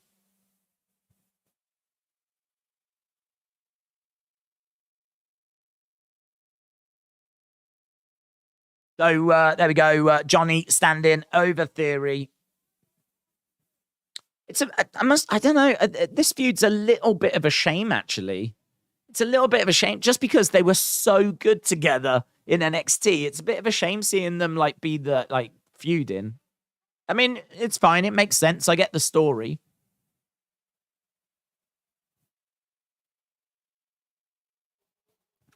They said after the song goes off, a red light comes on. Yes. There's footage of it on social media. So whenever they do the song, yeah, red light does come on. Typical Summer said, "I truly think it'll be Kross and Bray. And they're going to take out the Usos, Solo, and Roman." Well, my thoughts were that it was not going to be Bray or Kross. Because Kross had distanced himself from it on social media, which can always be a swerve. And Bray, there's a few reasons why I didn't think Bray. There have been talks with Bray, but apparently those talks broke down, according to Dave Meltzer. But it's not a done deal. But equally, it doesn't necessarily feel like something that's done or even necessarily close to being done. And even if it is a done deal, it would then feel like it's going to take a while to get things sorted, It's going to take a while for things to, I don't know, film vignettes and do whatever. So the fact that, there was a report the other day saying that there had been talks, but they'd broken down, and now here we are teasing something, I don't know, it just makes me think, I just don't know that this is going to be Bray. And people so desperately want it to be Bray that they will make it Bray fit regardless. I mean, literally anything could have been on that, and people will make Bray fit. They'll find a way of making Bray fit. But I think having seen it, my thoughts are that it's maybe a bit more to do with Karrion because of the hourglass. And I think the 23rd is Friday. So that makes me think SmackDown. Couldn't see anything in the background there. I don't know if you're like me, just constantly scanning, constantly looking. But yeah, Riddle backstage. I mean, there was plenty of people in the backgrounds. But I couldn't see anything unusual. But God, you really have to scan. And there was someone in a Survivor Series shirt. Is that weird? I don't know.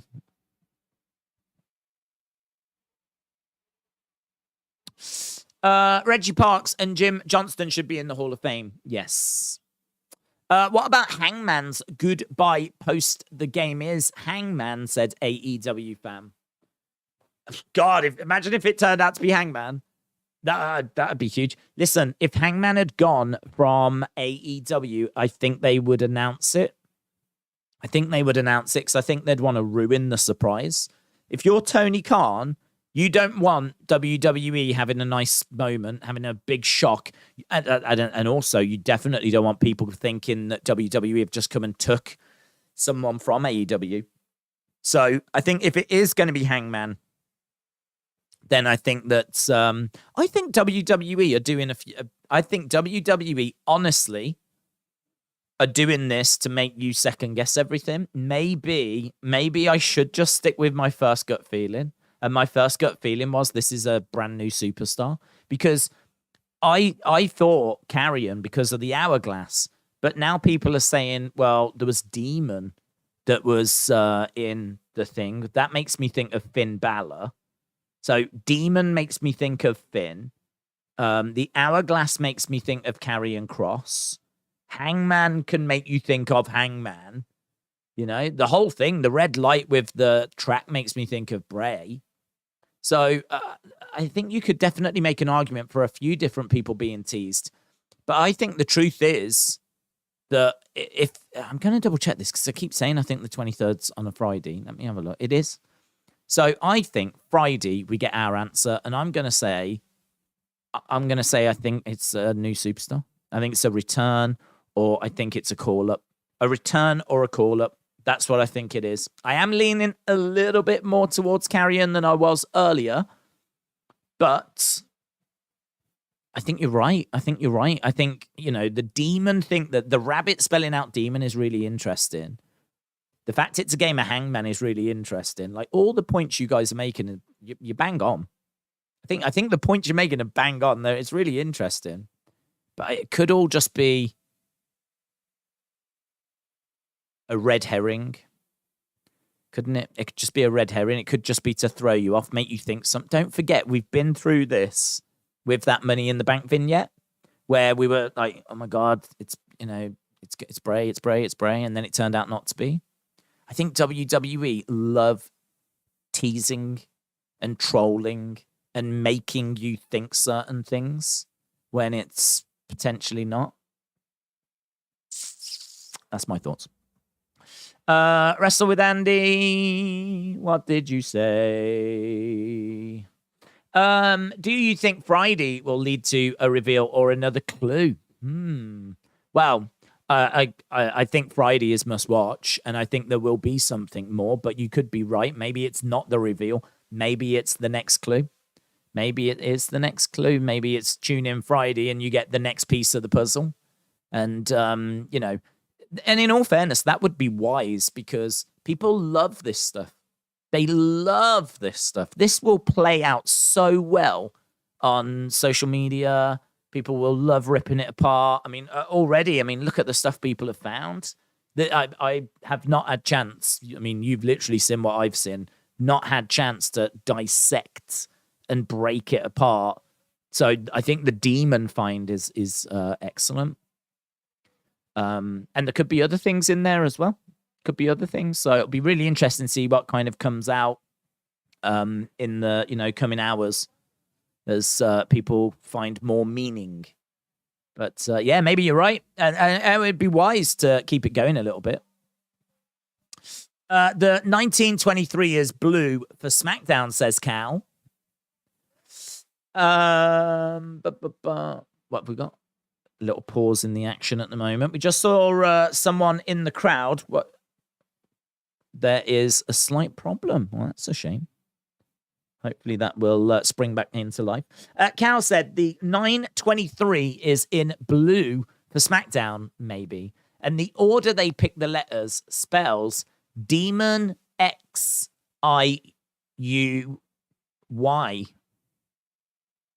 Demon X-I-U-Y. Demon X-I-U-Y. Wonder why. I wonder why. I mean, the demon is an excellent find. I don't know if the X-I-U-Y, maybe that's just because you don't need an X. Cross? Karrion Kross? Maybe it's not an X, it's a cross. Because you don't need the X. Because the word he's looking for is you did. So, you know, there's no reason for him to guess an X. Equally, there's no reason as to why the word demon is written out. Maybe the fact the X is there is another little nod towards it being Karrion Kross. And maybe it's a cross. Demon Kross. Demon Kross. What was it? Demon Kross. I-U-Y. You need, if in order to spell you did, you have to have the I, U, and the Y. So I would ignore them. I would ignore them at the end. I don't think they mean anything. Because I think in order to literally play the game and say the word, you need I, U, Y. So ignore that. But you don't need to pick the word demon, and you don't need the X. So I think the message there is actually Demon Kross. Demon Kross, I-U-Y, in order to play the game. That's my thought. That now makes me lean back more towards Karrion Kross again. What if Karrion Kross is going to be the leader of a faction? And all of this is going to be like to bring in people to join his faction. It's really interesting. It's really I love it. I think they're doing a great job. Kross was the right rabbit on Lucha Underground, says Spike. Kross alter ego like Finn Balor had. Maybe. I mean, I did say earlier that I didn't think it was going to be Kross because he had distanced himself from it on social media. And also, why would you give Kross a new gimmick when he hasn't really fleshed this one out yet? We haven't seen him like do anything with this yet. I am 100% not changing my mind. I think this is a new superstar or it's a return. That's the headline. Below that, I think it's Karrion Kross. Below that, I can go with Bray Wyatt, right? But I think Bray Wyatt is third at best in my pecking order. Right, here's the Brawling Brutes. We're 1 hour 15 into the show. Matthew said, did you watch Queen's funeral? I did, yes, I did. Rick15 said, the question was, who killed the world? Didn't Bray have the whole world in his hands? Well, that was the song that he used to sing with, yes. Could that be a connection? Could be. John said, what is it? Not Demon X. What if it is Demon 10? The 10th demon personality that Bray is bringing. What do you know? What? Monday Night Raw. It's fight night, says Butch.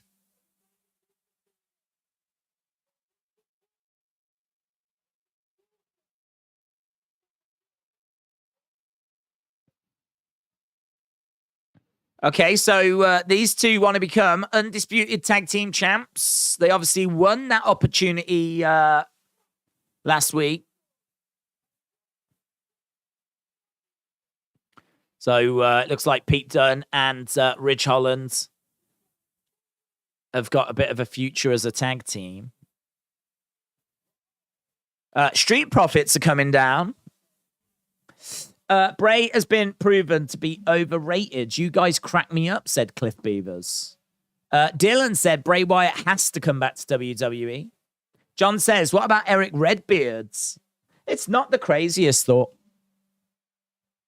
Not the craziest thought.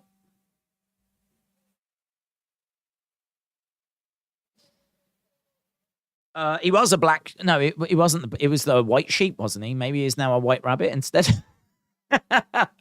Fancies being a different animal.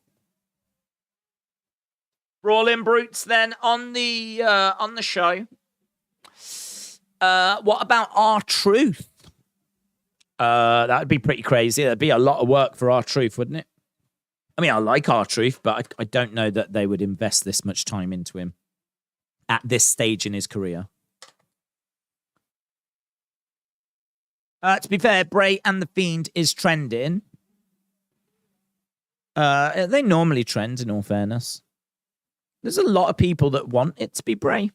And it could be Bray, but I wouldn't be blinded by the fact that people so desperately want it to be Bray that it doesn't mean that it's going to make it Bray. I keep coming back to, I had someone, I did a video. Do you remember when Bray changed his profile picture? And he changed his profile picture to a firefly and it had a Fiend mask on it. I did a video on that saying that, yeah, this is interesting, but I don't think this means he's literally on his way to come back. This was before the vignettes, I think. Or maybe it was during the vignettes. Might have been around the same time, but he changed his profile picture. I had people in the comments telling me, Bray, 100%, no doubt, 100%. If you want to bet, I'll have a bet right now. Bray would be back by SummerSlam. 100% Bray's back by SummerSlam. I didn't take that bet. I should have took the bet. But I didn't take the bet.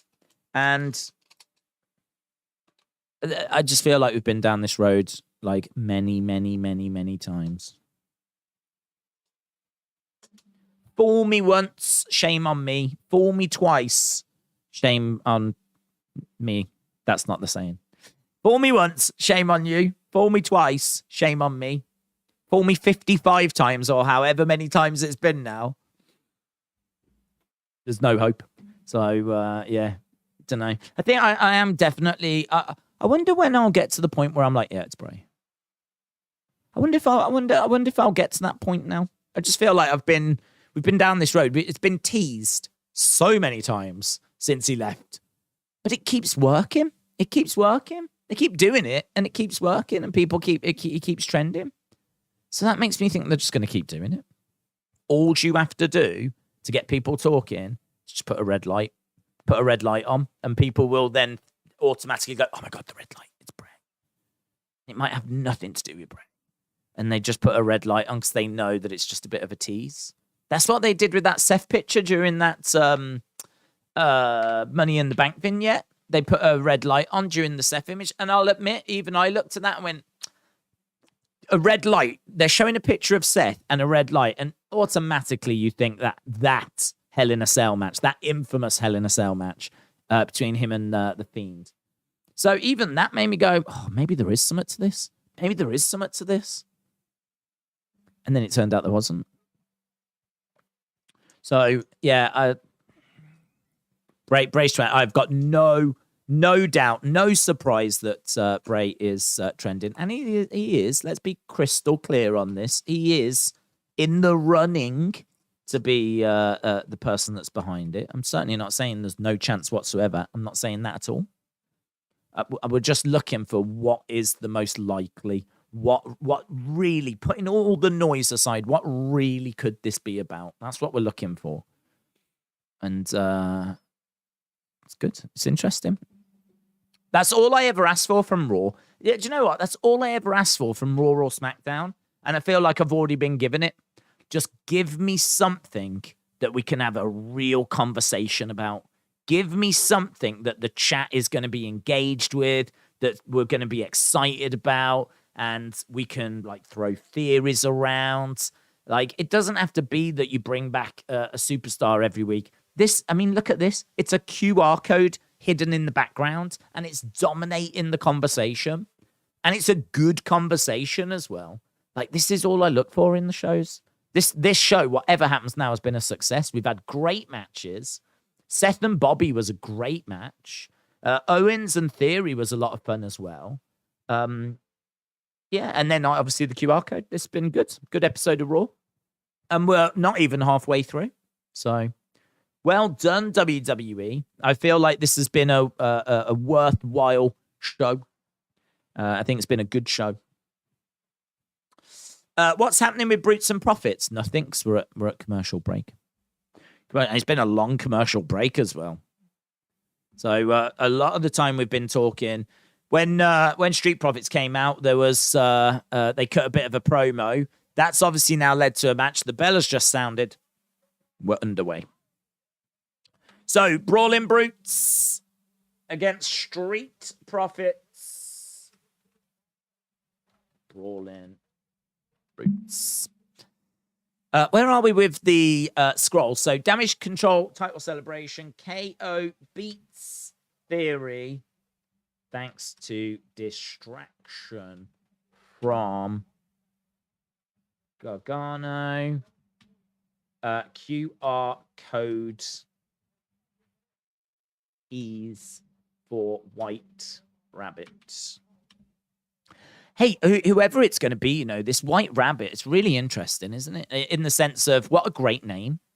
Hard for them. I wonder how hard it would be for them to get the White Rabbit name. If that was a Lucha Underground copyright, I wonder if that copyright has expired or if they've been able to obtain it. Normally, when they file for a copyright for a name, it gets reported.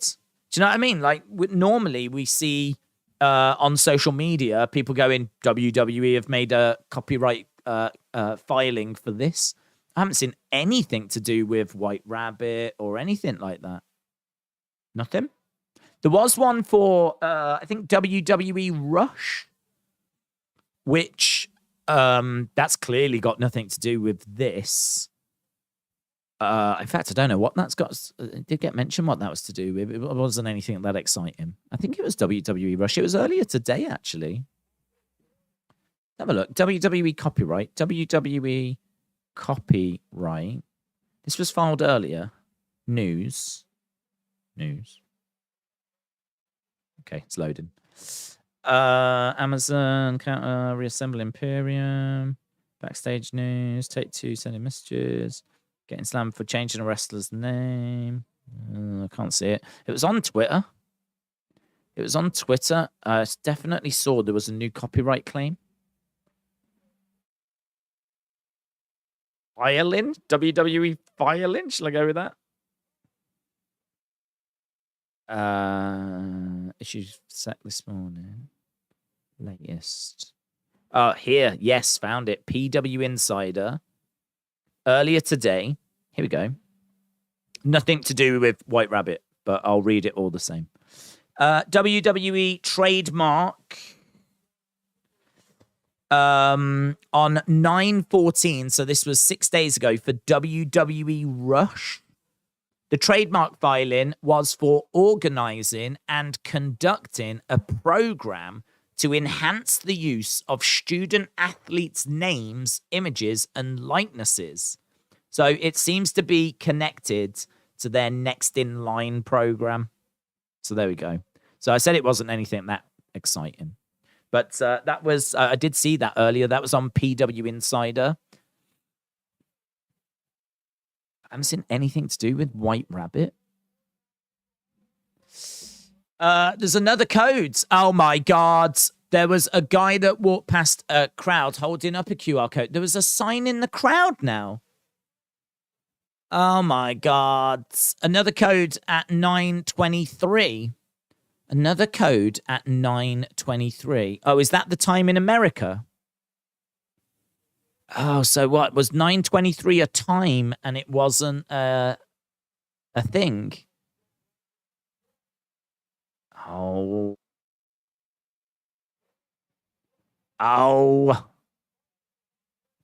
So what does that QR code say then?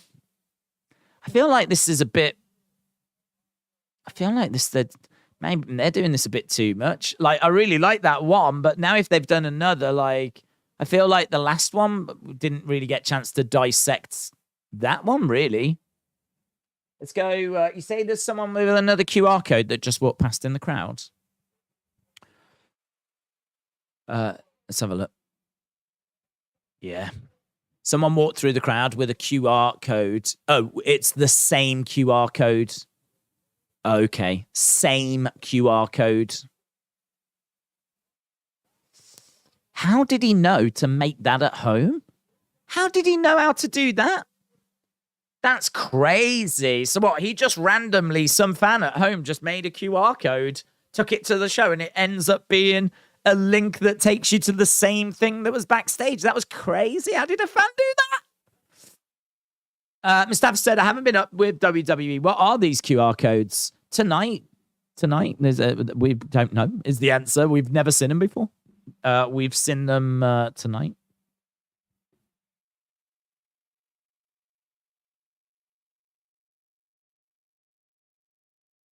So is it same QR code, is it? He's a plant. Oh, actually, now I think about it, that does make more sense. That does make more sense. So what, you think he's like an actual plant? No, like put there by WWE, that probably does make sense. Halftime scores. Yeah, halftime scores. Halftime scores. Can we just get some clarity though? Is it the exact same video? If it's the same video, that's cool. If it's something different, maybe they're a little overdoing it. QR code in the audience. People are now using rabbit emojis on Twitter. That's fun. Did anyone get the QR code? Did anyone scan that QR code? Don't worry. Someone will have. Don't worry. Did you see the QR on your screen? Did it, and it took me here. So, looks to be the same. Looks to be the same. What I don't know now, though, is 9/23. I mean, that is Friday, 23rd of September. But obviously, it's 9/23 time-wise as well. So, I wonder if we'll see some on Friday still.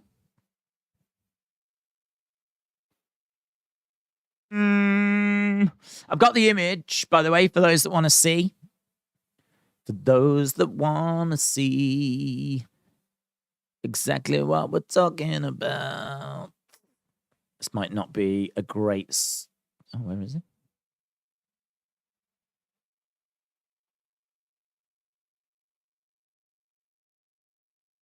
Good news. It's not showing it. That's a bit weird. Spooky. Spooky. Why is it not showing it? That's weird. Okay, let me add a different one. There'll be people that are like not watching the show that might want to see it. Maybe you want to scan it. I don't know if it's scanning it will work. There it is. There we go. I don't know that the image is good enough to actually scan, but you could... I'll leave it up for a second so you can certainly try. In fact, I might try and see if it works for me. Where's my QR code reader? There it is.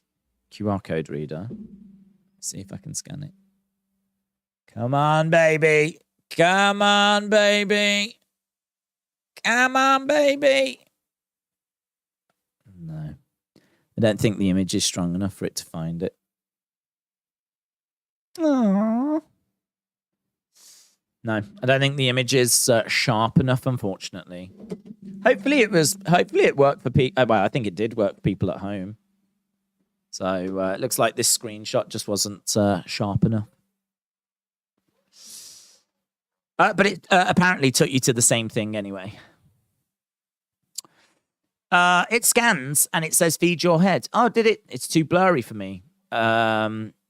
You can just use the camera app on iPhone to read QR codes. It did scan, and it says feed your head. Oh, well, that's good. Oh, I'm glad it worked for people. It didn't work for me. Thanks. Yeah, it wouldn't work for me, but that's good. It's the same code, says AR1. It also shows a white rabbit. It scans and it said, feed your head. Butch and the other guy, Butch and Ridge is what we've got at the moment. We got Street Profits in baseball attire. So there was no other time or anything. No other time. It didn't say like, you know, check back in an hour or anything like that. Okay. Days needs the new Pixel phone. Well, I haven't got the 7. This is the 6 though. This is a new phone. Just me, innit? Me and technology, eh? Joe said, listen, it's not Bray because WWE would want Bray's return to be massive and a big surprise. So people that are thinking it's Bray, don't get your hopes up. Trust me, it's not Bray, says Joe. Look at the, what are we looking at? Look at full red circle on 0 alphabet in your. Look at the full red circle in the alphabet for your. Look at the full red circle. Oh my flippity doodah. Let's have a look. I should still have that old image.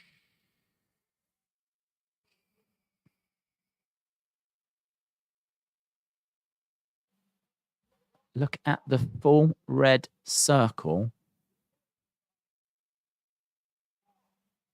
Do you mean that? In all fairness, though, I didn't notice that before. I can't see a red circle in your, unless it's on the new one, but there is a flipping red circle on the original one, which I never even noticed around the timer. I didn't even notice that. I didn't even notice the red circle that was on the first one. I saw the hourglass, but it's inside a red circle. You did? I didn't. I didn't notice it. I'm now having arguments with my own stream.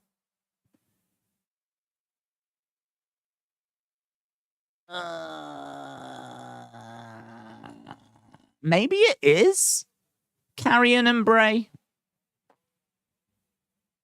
working together as like, you know, Batman and Robin.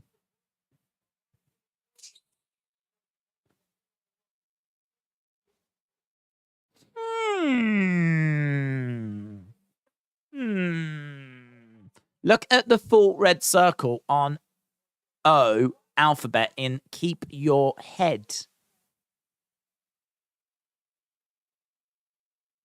What? Look at the full red circle. I mean, keep your head. Is this on the new one? I'm guessing, do you mean the new one? I don't have the QR code thing. These are the downsides of live streaming, unfortunately. I don't have access to the crowd's QR code is the same video as the QR code theory segment, but I didn't watch the ranking of letters choice. Oh. This is awesome, Chan. This is awesome. I want that Ryan Satin. Where's Ryan Satin? Ryan Satin had the full thing, didn't he? I might have to watch my own video that had the thing in it.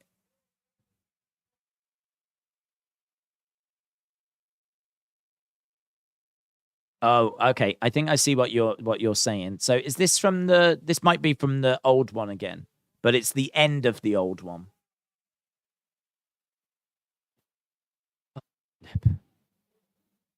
There. This. So when the old one ends, it says feed your head and it's got the red circle on it. Yeah.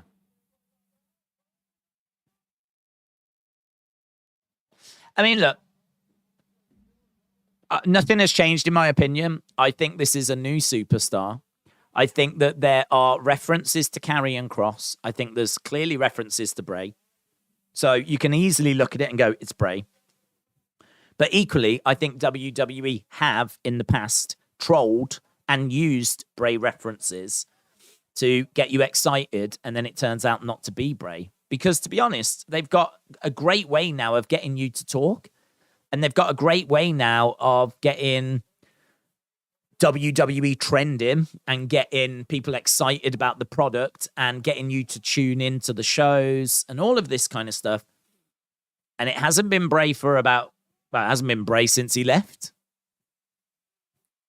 So, yeah, I wouldn't get, I agree. I wouldn't get carried away. I wouldn't get carried away about Bray. I wouldn't get carried away about Karrion. It's definitely something.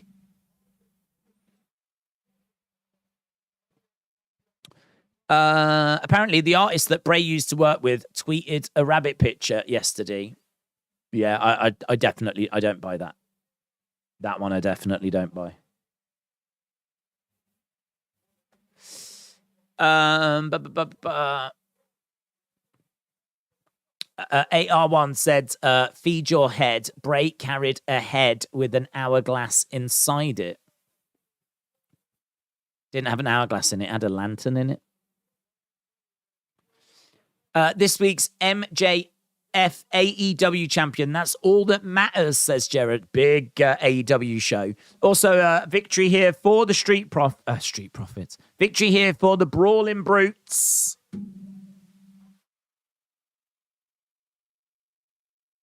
Brawling Brutes beat Street Profits.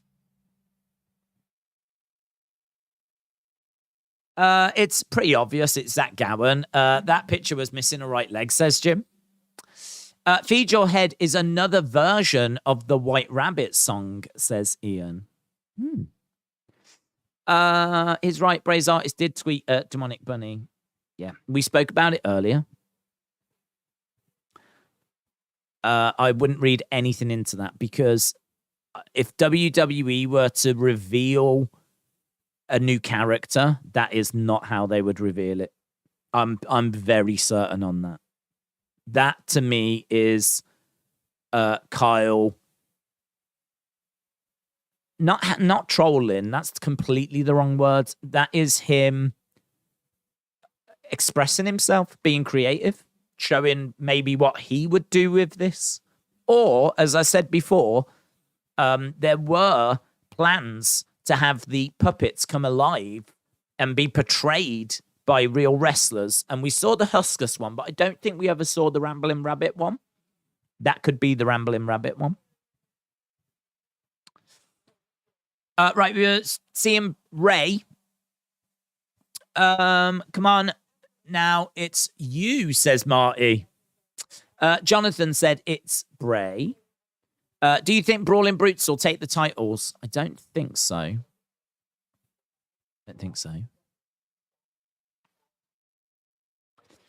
Cephas says, you're all wrong. It's Waylon Mercy.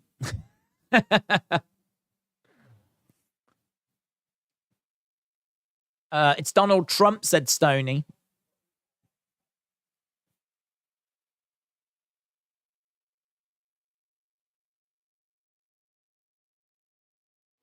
I hope my son can find his way back to our family.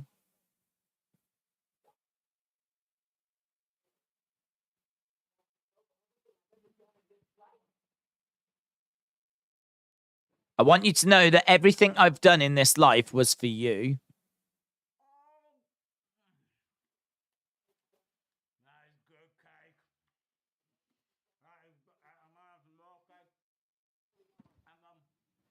So this is the very emotional Ray talking to Dominic. Crowd are chanting for Ray. Here's Riddle.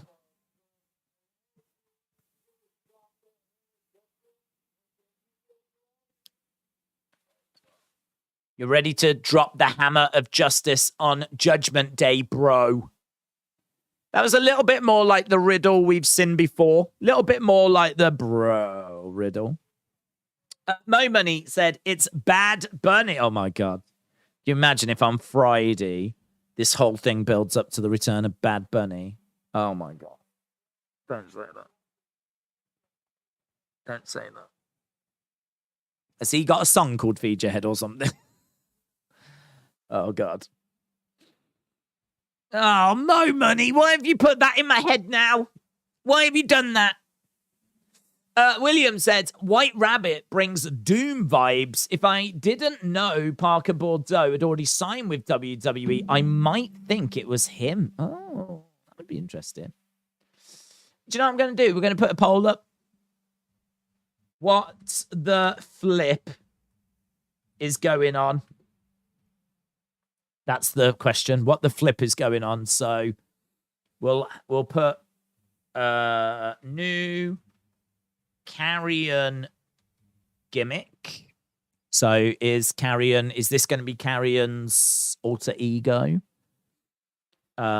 Being teased by the fact that it's got an hourglass on it, and the fact that he used to be called White Rabbit in Lucha Underground. So those are the Karrion connections. Is it to do with the Bray Wyatt return? Connections to a Bray Wyatt return, the full circles that are in the thing, the red light that shows at the end of the track definitely makes me think Bray as well. So those would be the connections to Bray. Could it be a call up or returning superstar?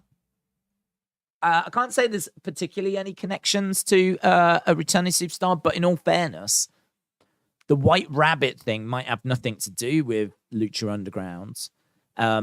The red circle, the hourglass, they could all just be red herrings to throw you off.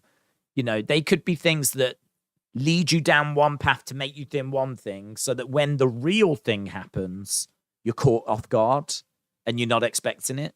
So, oh my God, it's Bray, or oh my God, it's Karrion, and then, oh my God, it's Joe Gacy, or it's, whoever. So, could it be that, or something else? Let's see. I feel like Bray Wyatt's going to be the leader on this, but it'll be interesting to see what the percentages are. So, there we go. Boom. I've made about 60 comments, but only 2 have been read, says Larry. Conspiracy. Jamie said Bad Bunny is now on tour. Good. Bush Lurker said Riddle will join Judgment Day. James said we all know the return is going to be Adam Rose's Bunny. Daniel said I've just sent you something on Twitter. Dan, is it a picture, Daniel? If it's a comment, feel free to put it here. But I'm guessing it's a picture. It is. Where is it? Oh. Interesting choice of font. So you did. Okay. Yeah, that's interesting. So the You Did font is being shown to be similar to the Find Me font from an old like Wyatt family shirt. That's interesting. I feel like you could do like a flipping hour just on all these theories. Feel free to send them over. I think I might try and do that after, actually. There's so much to go through.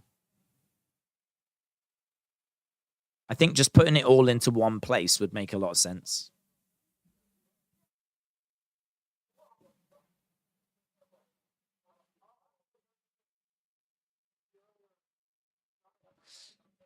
No.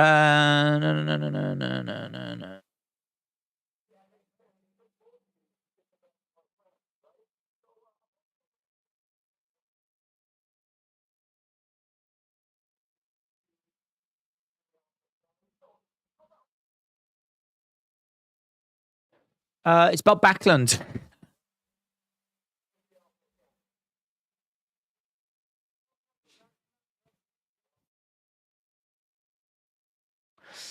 It's Mosh and Thrasher. It's more annoying than Baby Shark or Wheels on the Bus.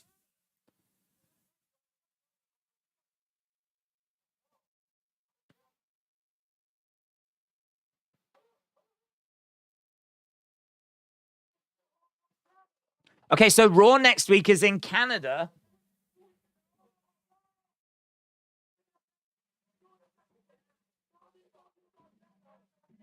So there's going to be a tag match next week.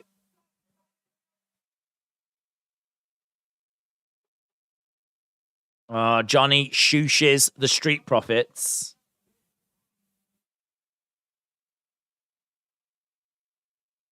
Okay, so next week we're going to have Alpha Academy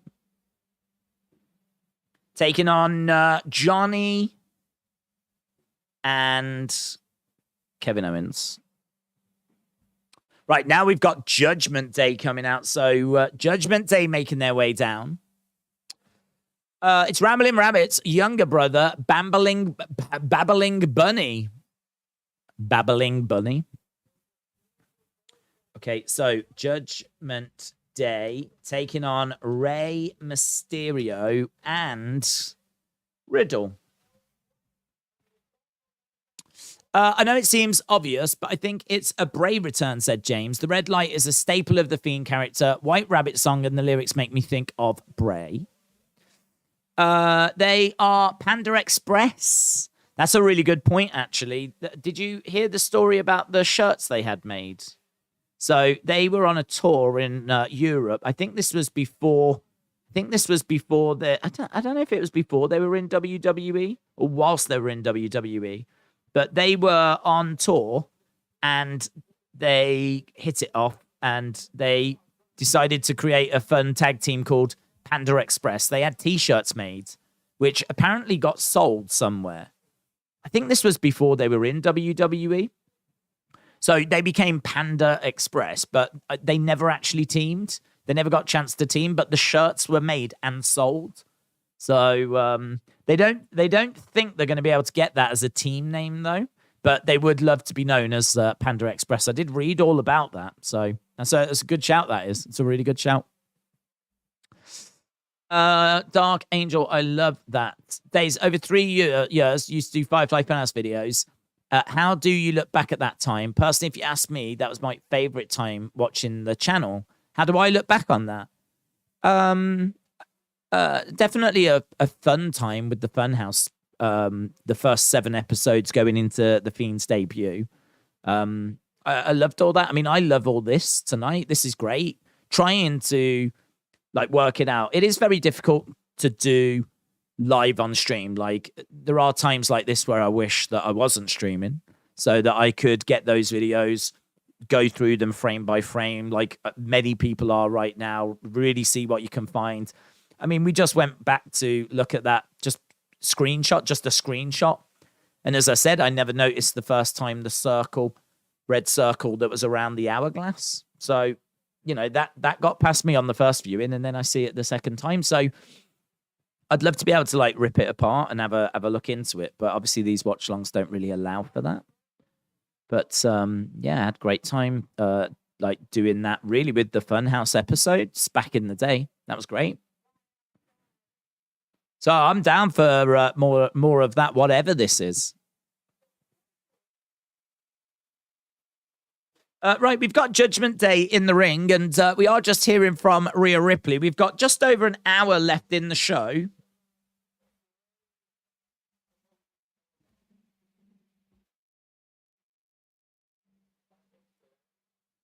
It takes a great deal of bravery to stand up to your enemies. But that's exactly what Dominic had done.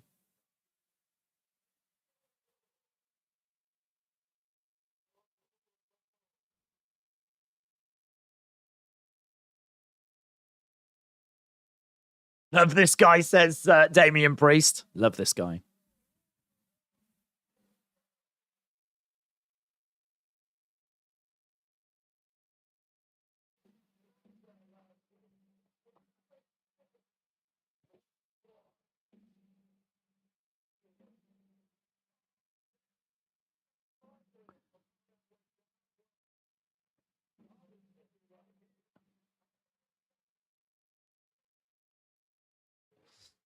Dominic is smiling and gloating. In fact, all of Judgment Day are quite giddy in this segment.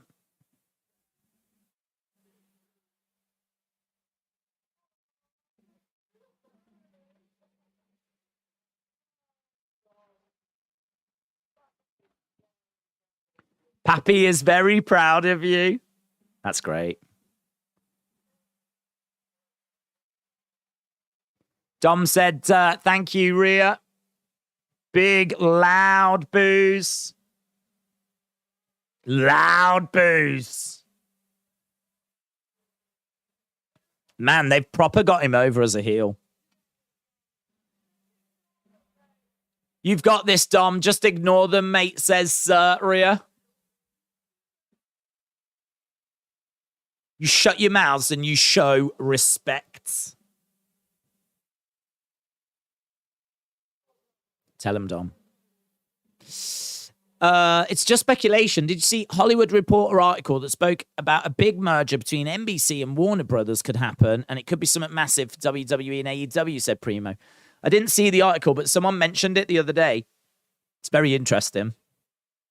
It's very interesting. I didn't quite understand what it meant because I don't know what they own. I don't know what they run, but people were saying that if they merged, it would bring AEW and WWE under the same umbrella. I have to think that'd be really bad news for AEW. I've got to think that WWE have got some sort of arrangement whereby they're the only wrestling company allowed. Obviously, a merger would mean that things would need to be renegotiated, but I don't know why you would need two wrestling companies if that all merges. I think that's bad news for AEW. It's my gut feeling. Judgment Day are having a moment. They want a group photo. Family photo time. There's a photographer down in the corner. There we go. Family photo time. Very nice. Mo Money said, do you think the WWE will have trio tag team titles? I don't think so. We haven't had them. Right, here's Riddle. I mean, I can't say never, but I don't think there's much clamour for them at the moment.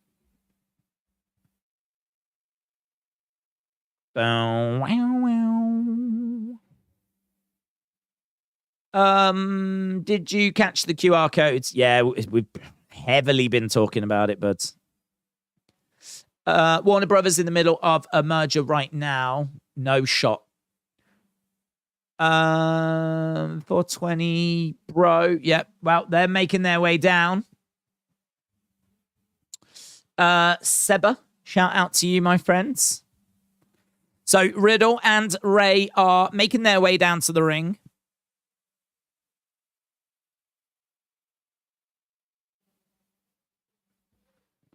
After the red light, there was a purple light, and Alexa uses a purple light, says Miyul. Whether it's Bray or not, WWE definitely are using the Bray craze to promote whatever they are doing. Yeah. What it does show is they're fully aware about the Bray demand, obviously. Yes. What song will play for this White Rabbit faction? Don't come around here no more. What song will play? Well, it'll probably be the White Rabbit song, won't it? I would imagine they'll just keep that. I'd imagine they'll keep that.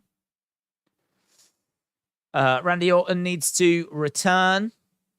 James said they need to get their tag division sorted before thinking about a trios title. Jamie said the crowd did fantastic. Elias, Kevin Owens vibes. Edward said, guess what? What? I think our poll settles things, said Zoom Station. Well, yeah, unsurprisingly, Bray in the lead at 52%. New Karrion gimmick, 17%. Call up or returning superstar, 16%. Something else, 15%. So Bray Wyatt return, just over 50% of people that have voted, nearly 400 votes. So just over 50% of people thinking Bray Wyatt return. I think it's too obvious about it being Kross with the hourglass, says United We Love. Larry said, you don't know Tom Petty songs? No, Tom Petty's not someone that I've really ever listened to. Cynthia said, I honestly would love to see Ray versus Dominic. I know it would eventually lead to that.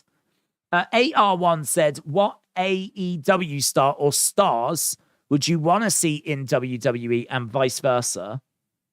None. I'm not interested. I'm not bothered. Like, a lot of AEW stars have already been in WWE, like CM Punk, Daniel Bryan, Jon Moxley. I mean, we've never had Kenny, we've never had the Young Bucks, but I ain't bothered. Like, if the Young Bucks come over, great. But I'm sure we can do some fun stuff with them. But I'm just not bothered. I mean, I would take Wardlow, but I think Wardlow could be quite good in WWE. I would say Serena Deeb, but she's already been there. I think Britt Baker would be good. You could take Britt Baker. I mean, that might be all right. She's proven herself to be good. MJF as well. So, yeah, I think like there's a good chunk of AEW stars that have already been in WWE. So you're kind of left with not a small selection, but I think of those that could actually make an impact that have never been to WWE, I don't know that there's loads. I feel like Britt, MJF, Wardlow, maybe Ricky Starks. Those would be the names. But to be honest, I'm quite happy with what we've got. I don't think we're using what we've got good enough at the moment. I think WWE has got some big sleeping giants. You know, we could get more out of AJ Styles, for example. We know that we could have got more out of Kevin Owens for so long. It's great to see we're finally doing that. Ray has just been weighed down by Dominic for a long time. So it's great that we're doing something there. So I think Triple H is unlocking like some potential. There's still obviously a long way to go. But I think before we start dreaming of bringing in new people and other people, I think there's a lot of work for us to do to kind of really capitalize on what we've already got, if that makes sense. So yeah, that's why I'm just not bothered. I'm not too bothered. I think there's work to be done with the roster we have. Jim said, I think it's Elias. He is reportedly coming back, says Jim. So that'd be a lot of work, though, wouldn't it, for Elias? That's a lot for Elias. I don't know. Could be, might not be.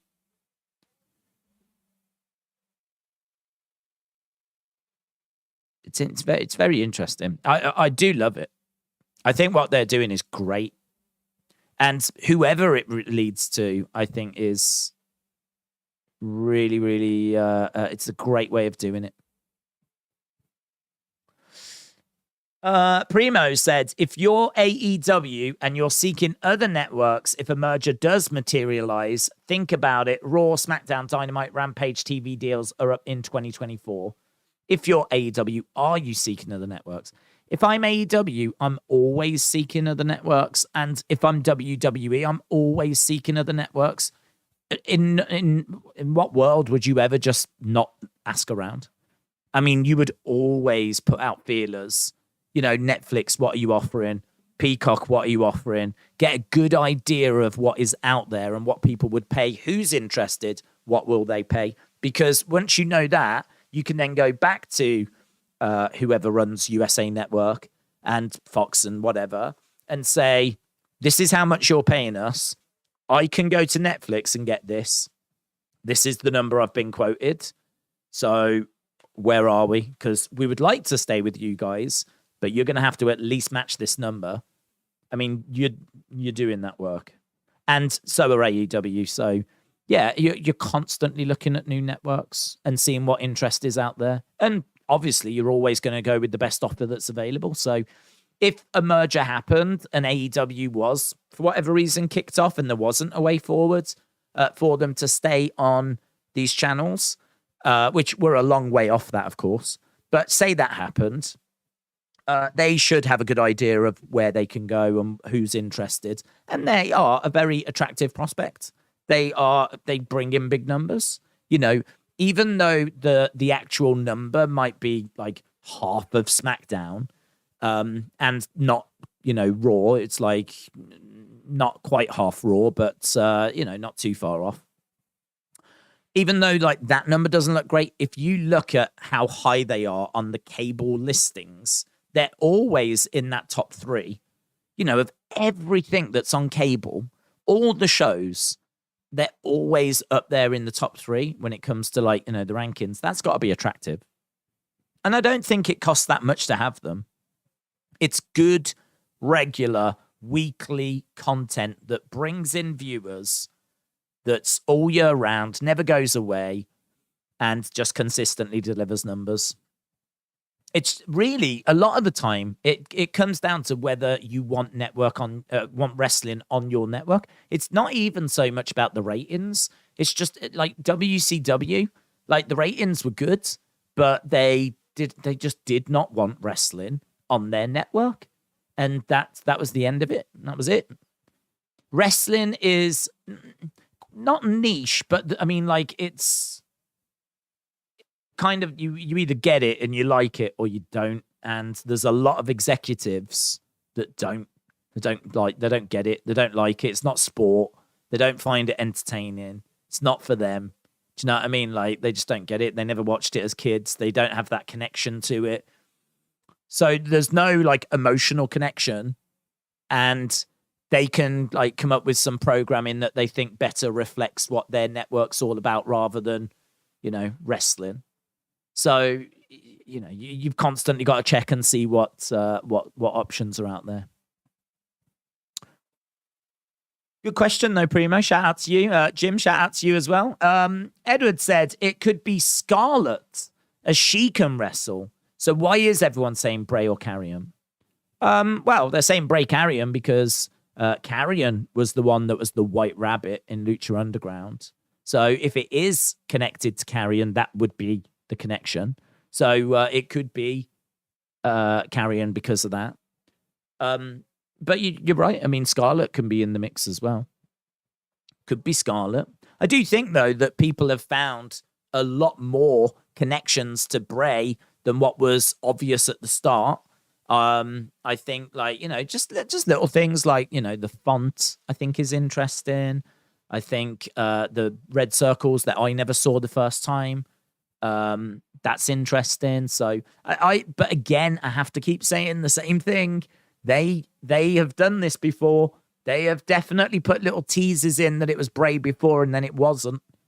So this is by no means, not even close to being like, oh, it's Bray. Not even close. So I'm not trying to put cold water on it. I'm just trying to level-headedly figure out, like, what is this? And there is no denying that there are some big Bray Wyatt teases in there. No denying that. Right. Seba, shout out to you, my friend. Dude, put a comment in. Right, we've got Riddle with a stand-in moonsault.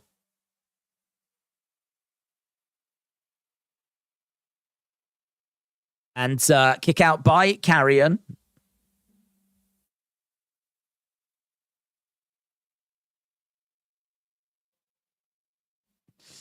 Who would you want it to be? Who would I want it to be? That's a good question. Who would I want it to be? Bray. If I could choose someone, I'd go Bray. I'd go Bray because I think Bray is the one everyone is so desperate to come back. He's the one that people really want. I like Bray. I really enjoyed him when he was cult leader, and I enjoyed the start of The Fiend. Everyone knows it's when The Fiend went supernatural that it kind of left me behind, and I couldn't keep up with it, if you will. Not that I couldn't keep up with the story. It doesn't grab me when it goes supernatural. Once it goes supernatural, it's not for me. That's the best way of putting it. It's just not for me. The wrestling that I enjoy is two people digging deep, working hard, like to prove they're the best. You know, you think about the boyhood dream has come true and all that kind of stuff. Yeah. So, Gunther, like, big vicious striking and just digging deep, selling, all of that kind of stuff. That's what I enjoy about wrestling. So, and I watch like UFC. So UFC is two people locked in a cage battling to find out who the best is. So if this was a return for Bray and it's going to be a slightly altered version of the Fiend gimmick, like some, it's still Fiend, but it's a little twist on it. There's something a bit different. It's fresh. I'd be down for that. Certainly if it goes back to like how it was at the start when, like, the original Funhouse and when he first debuts. I mean, that to me, I wasn't seeing anything that was like supernatural at that point. I feel like the supernatural elements really grew the longer the Fiend character was like on the roster. So, great. Sign me up, man. If it's going to go back to that, I loved Bray and the Funhouse and all of that kind of stuff. I genuinely loved it, and I loved the theory videos we did and reaction videos and all of that stuff. It's brilliant. Loved it. I look back on it fondly. I remember making the Funhouse for the wrestling figures. I created like the Funhouse thing, and I think Bray even saw that. And I don't know if it was Jason. There was someone that mentioned it. And said like they knew it was like really landing because of the feedback. And I remember them saying they saw the Funhouse get made for wrestling figures. And to my knowledge, I was the first to do it, the only one that had done it. I mean, literally, it was like, I think the first week. I think it was the first week that I did that because I remember watching that first episode and I couldn't quite tell where the window was for Abby. I didn't know where quite it was. Now, obviously, eventually we find out it's right next to the door. But I think from that first episode, I don't think you could tell. So I had to try and guess where the window was. And I end up putting it on the wall on the right because from that first episode, you couldn't quite tell. Or at least I couldn't tell. And then obviously it turns out it's right next to the door.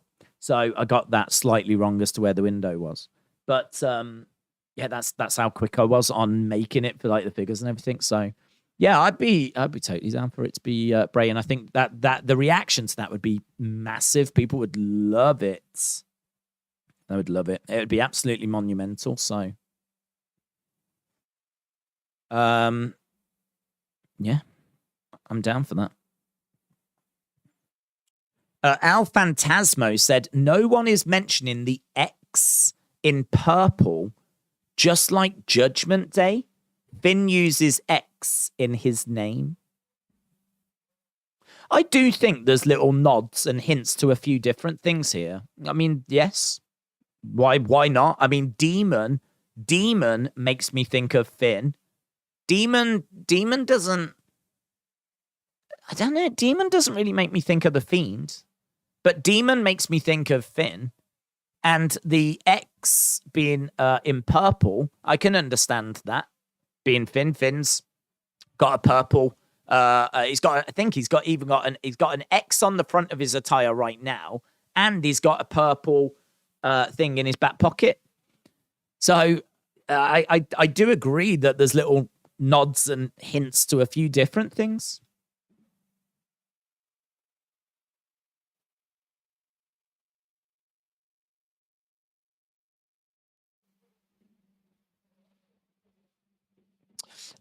Bray also used X, but it was in red, says Gary. BDB said, do you think Bray would still work? Do you think Bray would still work?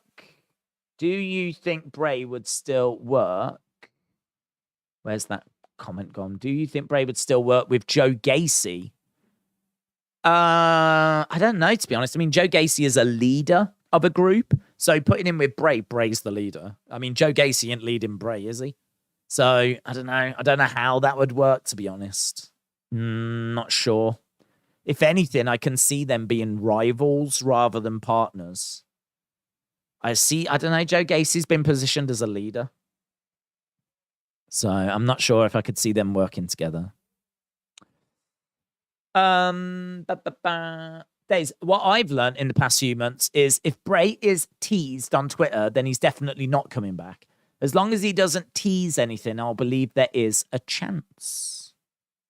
Listen, whatever you think, yeah, there's been some wonderful theories tonight. Great stuff. This whole thing is about trying to figure out who this is. So, you know, keep putting in your theories, keep finding your little things in there. You know, I say little, I don't mean that disparagingly. I mean, like, these are just little nods, aren't they? There's a few things that you could say are huge, but like the X being in purple, like, could be something, could be nothing. The font being the same could be something, could be nothing. Like, it feels like there's a few things in there. Mysterio has been tagged in. He's going against ropes. Over the top goes Finn Balor. Ratings will go through the roof for the 923 SmackDown, said Jonathan. Bray has been silent, only appearing once or twice in a week, and only posts pictures. He usually writes words, says Gary.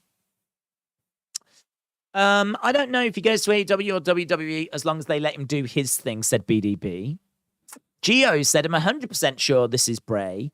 They're making this feel big and important, and they've got us guessing on what it could be.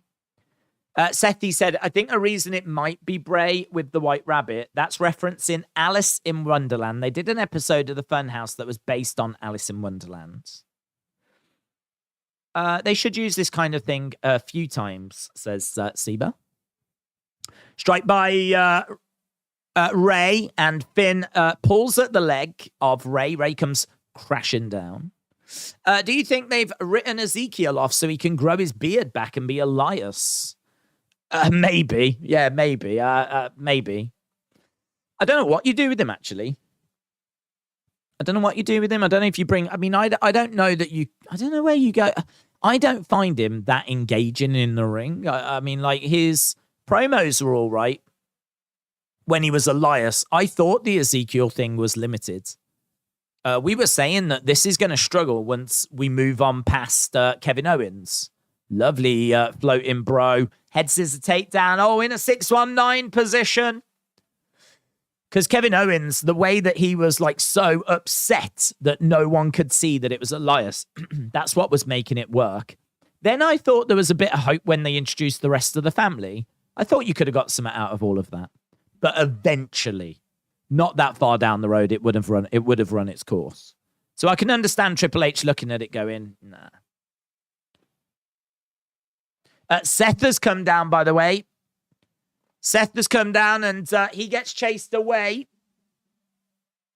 So Seth Rollins attacking. Riddle is down. There's Dominic. Dominic's got is on the outside. Oh, look, Dominic's like, hit me. Hit me. Come and hit me. He's gone down. Why is he doing that? I mean, there's no way that Ray's going to do that. There's no way he's going to do that. What are you on about? Why are you even teasing it? There was no chance. No chance Ray was going to do that. Damien tags in. I don't know why Ray even looked at the crowd. I have no idea why they even spent a second teasing that. There was no way ever that Ray was going to swing that chair.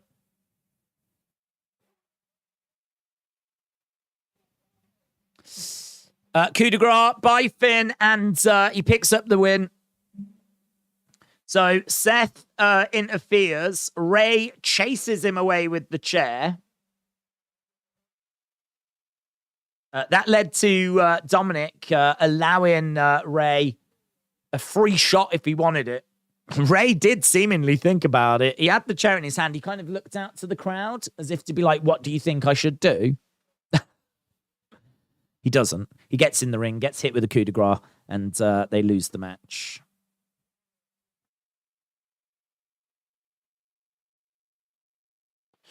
Dominic playing a part in this then as Judgment Day gets into the ring.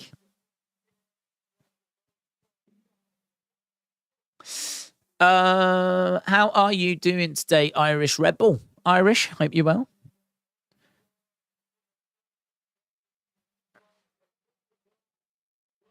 There we go. Judgment Day victorious.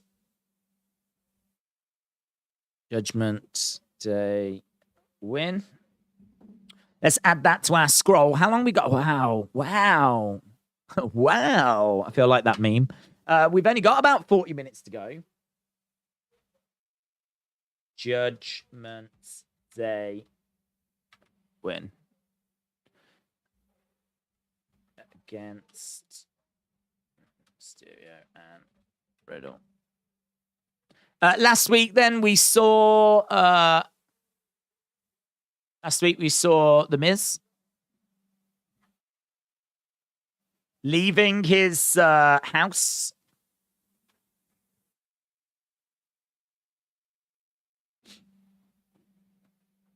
And Dexter was in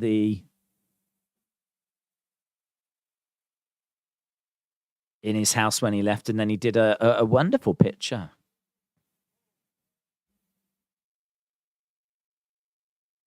On 9:23, it will say TBC on 9:26, says Larry. Dad Stuff said, if you look at the letters that are crossed off, they aren't in the puzzle. The ones that are crossed off are X-Men. Apparently, it's Demon X. Demon X. Are you saying that the ones... Hang on. Demon X. I-U-Y, wasn't it? So, you did. Yeah, you're right. It does leave X-Men. You're right. If you actually write Demon X I-U-Y and you take out the letters for you did, the letters that are left over are E-M-N-X, and you can rearrange that to say X-Men. Crossmen. Karrion Kross.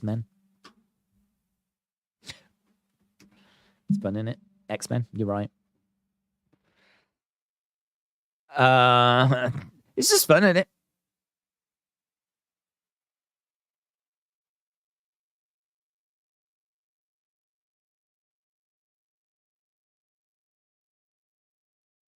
It's Vince. He wants revenge. Days, Michael Cole did an interview with Bray a few years ago. It was on the network. At one point in the interview, Bray asked Cole, who built the world like this? You did. You did. Okay. So what, you think that's in reference to who killed the world? There was a theory earlier by someone, I can't remember who it was, but they said, like, Bray's saying is you've got the whole world he's got the whole world in his hands. And then, like, the question here is who killed the world? There's been a lot of thought that's gone into this, hasn't there? A lot of thought. No one's talking oh, damn. Look, I was watching it again. Yeah. And it actually, like, just looking at it, the time thing changes twice. Goes off. Bounces around, does its thing. But then in a sec, you're going to see the time, and the time, if you actually look, it changes from time and date. It does time and date. Right? So come with me. Look, white. Look at that, white and blue. That the rabbit keeps jumping and it keeps changing it from I don't know what you call them in the middle, but you know when you do a time, you do 9.23. And if you do a date, you do 9.23. It changes it. It like as the rabbit jumps, it actually changes it from time to date, which means that on SmackDown, there should be another clue. So it means the clue was there all along. At 9:23, there was going to be something happen, and something did. And then it also says to me that on the 23rd of September, something will happen as well. So it's interesting, isn't it? Interesting. Days, when you Google your real name, it comes up with none of your business. Dexter doesn't talk. He's got nothing to say on Miz TV. Miz TV coming up, yep. Got, what, 37 minutes to go? We are backstage. Look for more QR codes, guys. Look for more QR codes.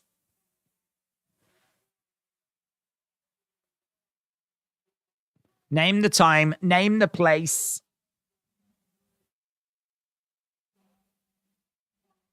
Extreme Rules. Seth says you're on, so Extreme Rules has been done. So there's going to be an Extreme Rules match. Any rabbits? No.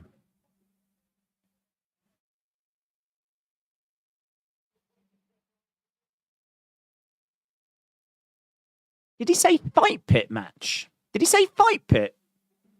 Damn. They're doing a fight pit at Extreme Rules.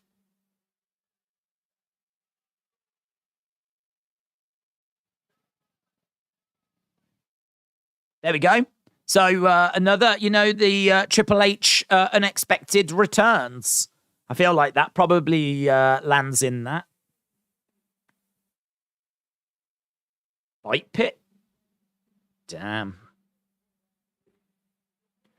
There'll be quite a few. I wonder if I can find a picture of Fight Pit. That would be a good thing to do, wouldn't it?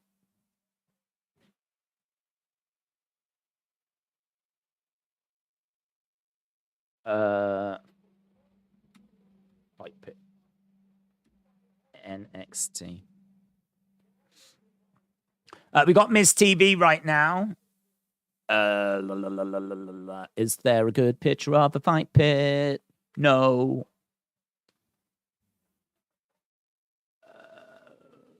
No, is the answer. There isn't a good picture of a fight pit. That sucks. Why is there not a good picture of a fight pit?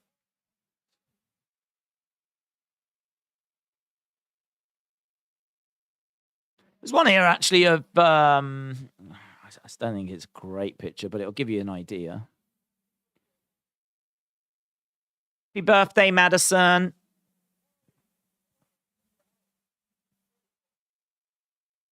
There we go. For those that have never seen a fight pit, that's a fight pit. It's a ring with a cage around, but the top of the cage, which isn't actually that tall, it's not as tall as a normal cage, but the top of it has got a platform. So it allows you to, launch yourself off that platform. And, I mean, there's no escaping. It's not a case of escaping. It's a case of winning. So, fight pit match.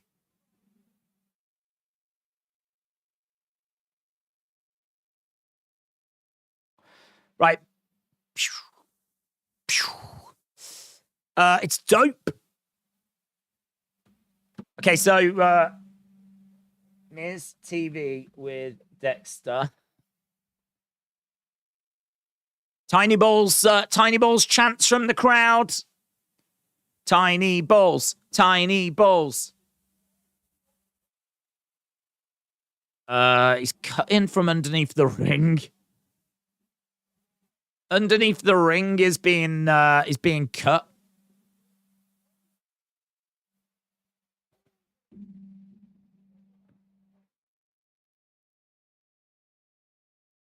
You're not a madman, says Miz. Next time I see you, I'm going to kick your ass. So that hole has been cut open. Is he going to want to... I didn't know if he was going to walk into it or what he was going to do. Tiny Balls chants still raining out. There he is. Dexter coming from underneath the ring. Dexter grabbing the Miz. He's trying to drag him down.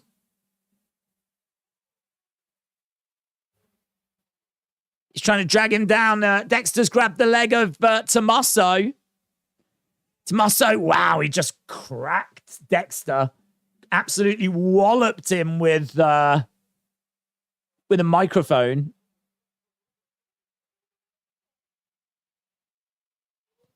That hole is like a perfect square. How did he cut a perfect square like that? He did a great job. Damn, he did. Look at what a great job. There's Dexter. Look at that perfect square hole. What a great worksman he is. What a great craftsman he is. So Dexter staring. He goes underneath the ring. Spooky. Spooky. That was spooky, guys. Oh my God, I'm so spooked. If you haven't checked it out, check out some of the Ryan Satin stuff. He's been doing some deep diving. Okay, that's cool. I'm down for some deep divage.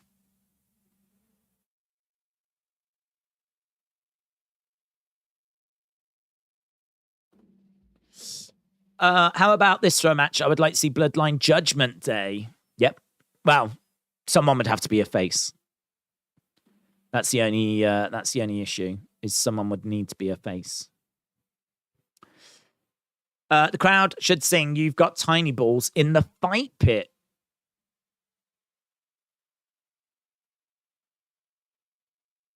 I love the Tiny Balls chant. Let's keep it coming. The Beach Kevin said the Lumis stuff is on the edge of stale. They need to pay it off soon. Ryan said Dexter is a true carpenter.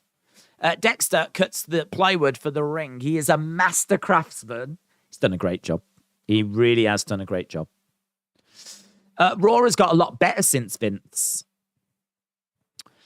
Right. I want to have a look at that. I want to have a look at that Ryan Satin stuff. Then, if you're telling me he's been doing the old deep dive, Ryan Satin. He's my white knight in white satin. Nights in white satin. It's Moody Blues. Piecing together all these clues. I've searched for Who Killed the World on Google, and it's apparently mentioned twice in Mad Max Fury Road. Someone analysing what the phrase possibly meant wrote this. First and foremost, in the movie... Oh, God, there's a lot to read here. I ain't reading all that. Man, he's doing some mental deep diving, isn't he? Now read this. This is interesting. It's worth noting the first 5 letters chosen were demon. Screenshot of the QR code.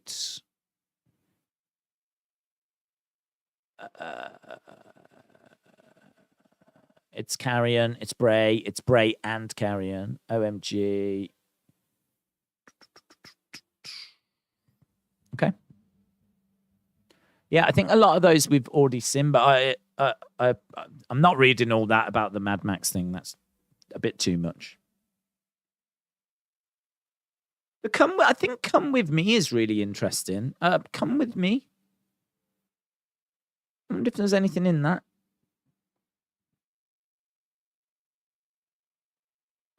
Is it just me as well, right? And it might just be me. But I keep reading that Who Killed the World, and in my head, I can't stop. I cannot stop. The answer I keep getting is girls. Who killed the world? Girls. Who killed the world? Girls. I just keep getting that Beyonce song. It's Beyonce. Beyonce is the White Rabbit. Who killed the world? Girls. Who killed the world? Girls. Probably was girls that killed the world. Flipping reckless. Days due to work. I only tuned in at 2:15. What did I miss? Everything. You missed it all. The results are at the bottom, but geez, if you want me to tell you about everything that's been going on with this flipping QR codes, it'll take me half an hour at least. What I might do is I might delay the review. I might delay the review a little bit and just see if I can get all of this into a video. Because it's really interesting. I know this is what people are going to want to be talking about. This is, without a doubt, the big talking point from this week's show. Without a doubt. We are backstage.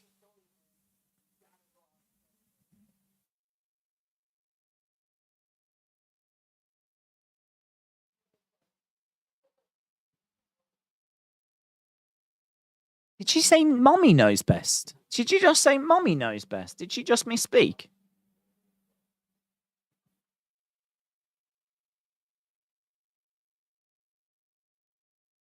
Time to celebrate.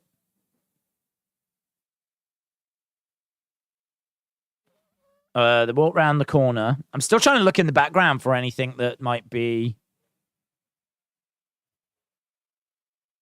There's AJ Styles. Yeah, mommy knows best. She said mommy knows best. Had one line, Rhea.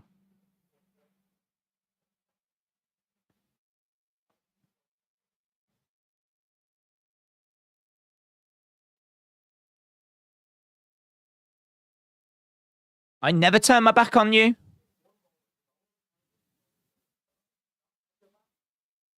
Has there been one moment where I've not had your back? This is AJ and Finn.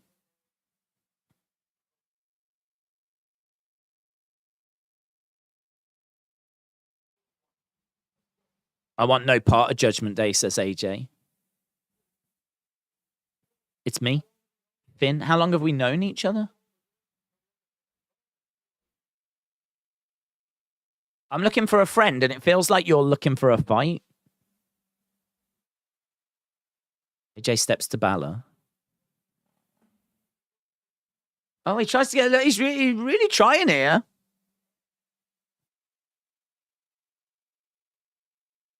That offer still stands.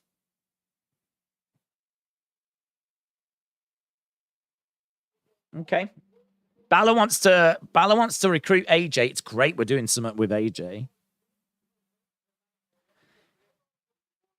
Finn looking for a friend. AJ looking for a fight. Dom said, I've got a new mommy now. Then Rhea said, mommy knows best. I still think she should stick with the pappy thing. Why are we changing it to mommy now?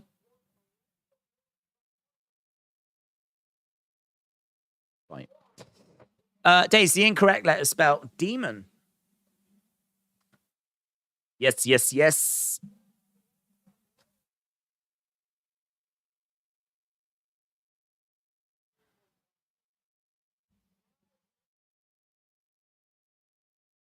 Dom and Rhea might as well make an adult movie now, said Mustafa. AEW fan said Sammy Guevara just tweeted goodbye. Michael said, I love what BT Sport have done, not showing adverts and just showing pictures of our queen. Yeah, wow. I mean, they must have missed out on a lot of ad revenue today. Yeah, they've taken a financial hit there, no doubt. So, respect. They must feel that today is not a day for showing adverts. I don't know if you noticed, but like when the Queen was making her like journey in the hearse, all of the billboards, the electronic billboards, they were not showing adverts. They all just were black with ER on. And I was like, man, that is such a level of detail I would never think of. Of all the things to plan, of all the things to think about, at what point do you go, oh, you know all the electronic adverts? We should get rid of them. Damn. That's like next level detail. Right, Alexa Bliss has made her way down. This is an interesting main event. I didn't expect this to be the main event. Alexa Bliss versus Bayley. Sammy just tweeted goodbye. Bye. That's interesting, though. Days, they're trying too hard to reference back to Eddie. It's not working, says Serge. What is it called when Rhea is gone? There is a joke, says William. Check Sammy's tweet. Well, apparently he said goodbye. Triple H is doing a fantastic job for the live crowds to engage them during commercials. No one wants to be seen advertising during the Queen's funeral, says Tritium. That is true. I'm just amazed that someone even thought of it. It's not, that would not have crossed my mind. I wouldn't even have thought about it. When, like, I don't know who thought about it. I don't know if the advertising company thought about it and thought, oh, hang on. Along the route that's going to be shown, we should get rid of those adverts just for that moment and then bring them back, like, once it's done. So it might have only been for, like, you know, half an hour, something like that, whilst that route was happening. But I don't know if the advertising company thought about that or if it was a request from, like, you know, the people that planned the funeral. Either way, it just struck me. I was like, damn, whoever thought of that, fair play. Because I don't know at what point I would have thought of that. But I suppose if you work for the advertising company, that's the only thing you have to really focus on, isn't it? Is your advertising. And then if you find out that it's going to be on the route, maybe it was just someone at the advertising company. I don't know. I was just impressed. I was impressed that someone somewhere had thought about it.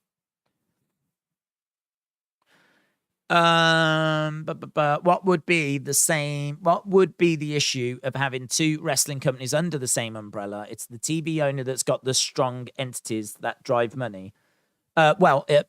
Some wrestling companies, WWE in particular, do not want to have to be competing for viewers on the same networks if they can avoid it. Like, they are the wrestling company, so they don't want to be, you know, in many ways, WWE is a big, powerful machine, right? It's got a big social media following. It's got a name that's been established over, I don't know how long. I mean, 60s, early 60s. The WWE name obviously doesn't go back that far, but their brand has been building, like, you know, over a long period of time. You could understand them not wanting to sign with a network that is going to promote them and then promote another wrestling company as well. Because in many ways, if you are WWE, you are going to use your machine, all of your social media, to promote your shows. Of course you are. Yeah, rightfully so. But then the network is also going to shoehorn in another wrestling show on their network. So there could be, I mean, you could always have an agreement where the wrestling show doesn't get advertised on your time slots or whatever, doesn't get advertised before, during, or after your shows. But someone like WWE would probably not want any other network, any other wrestling to be on their network. I'll tell you what I think about. There was speculation that WWE had got in touch with Vice because Vice were interested in showing MLW.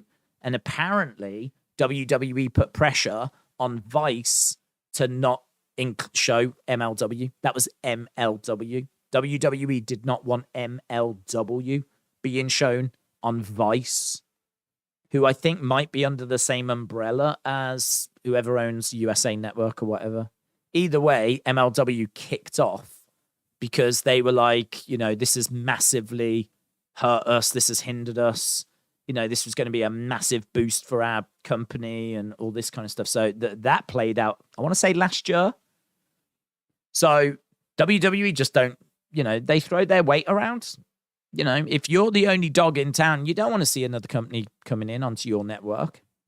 Even if they are on a different time slot on a different channel, if it's still within the same like network and you've got the ability to prevent it.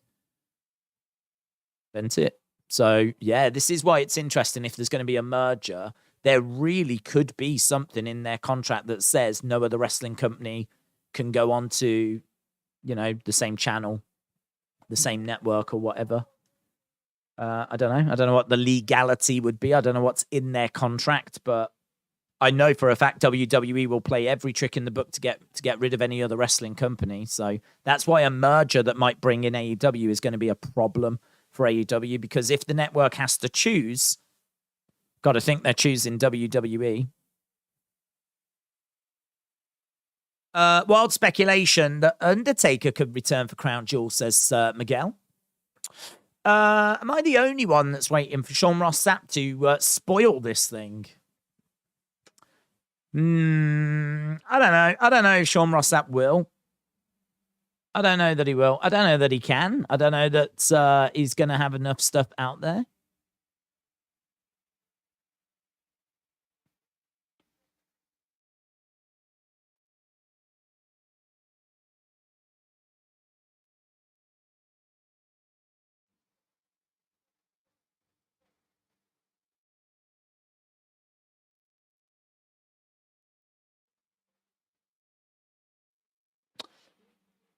Let's go down. I've got a theory. Roman is off Extreme Rules. I can't see Logan winning at Saudi. So Cody returns at the Rumble, wins the Rumble, and that's the main event. Cody versus Roman, says Michael. Mehul said, new Wyatt family with live characters of Funhouse. Lily will turn into a big name, don't you? Don't know who. Maybe a new code ends the show.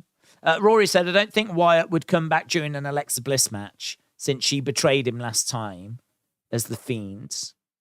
There's been less leaks since Vince left, said Zoom Station. Yasphere said it could be Joe Gacy and his faction from NXT, who knows. Summer is happening to Alexa tonight. Asuka is holding Lily. Okay. Well, we'll keep an eye on it. The show is coming to a close. We obviously don't have too long left. So we'll keep an eye on things.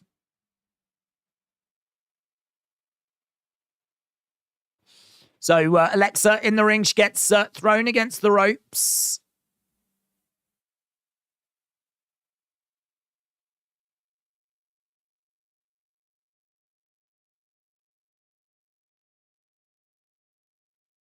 Asuka loves Lily. So to raise your mind, Asuka loves Lily. Breaking news. Breaking news. Asuka loves Lily.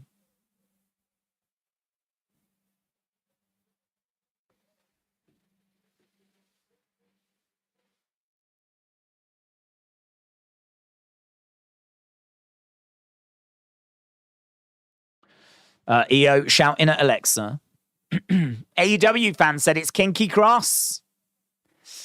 Triple H and Steph finally got control. The leaks magically stopped. Seems like the goal was accomplished, said Dizzle Dog. Miguel said, I still don't get what happened between Bray and Alexa when she betrayed him with the black goo. Well, she went on to Raw the next night to say that, she came to realize whilst the Fiend was away that she didn't need the Fiend. She was strong enough on her own and didn't need the Fiend around. So, that was the reason for it, basically. Against the ropes goes Bayley. Double knees by Alexa. Alexa standing on Bayley. Smashing Bayley face first into the mats. Alexa getting thrown against the ropes. Kicked by Bayley. I do wonder what's going to happen here. I don't know if it's just going to be a big brawl or something, but it is very interesting that they are ending it with this match This match, I don't know, feels weird. Feels weird to end it with this. This feels like it should be in the middle of the show. Maybe it's just going to be a big brawl.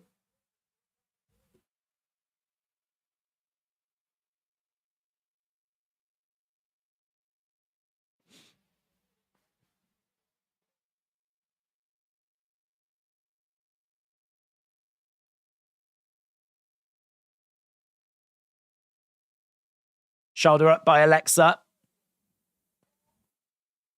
Alexa rolling out of the ring.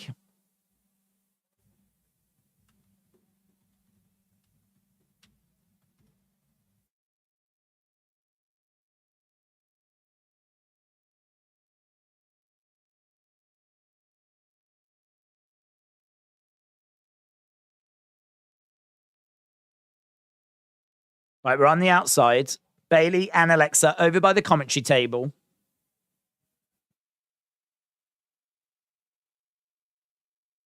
She's not took the monitors off? Oh, right. She's just placing Alexa on. I wondered what she was going to do there. I was like, man, why hasn't she took the monitors off? If she's going to slam her onto that table, that's going to be moody, but she didn't. She just placed Alexa on that commentary table. Alexa is up. She chucks herself off the commentary table. Alexa seems to be, teasing that she's hurt. As we go to commercial break. So we are building our way towards the conclusion of this one. We got 12 minutes to go. Purple X on the Hangman game. Purple X on Extreme Rules poster.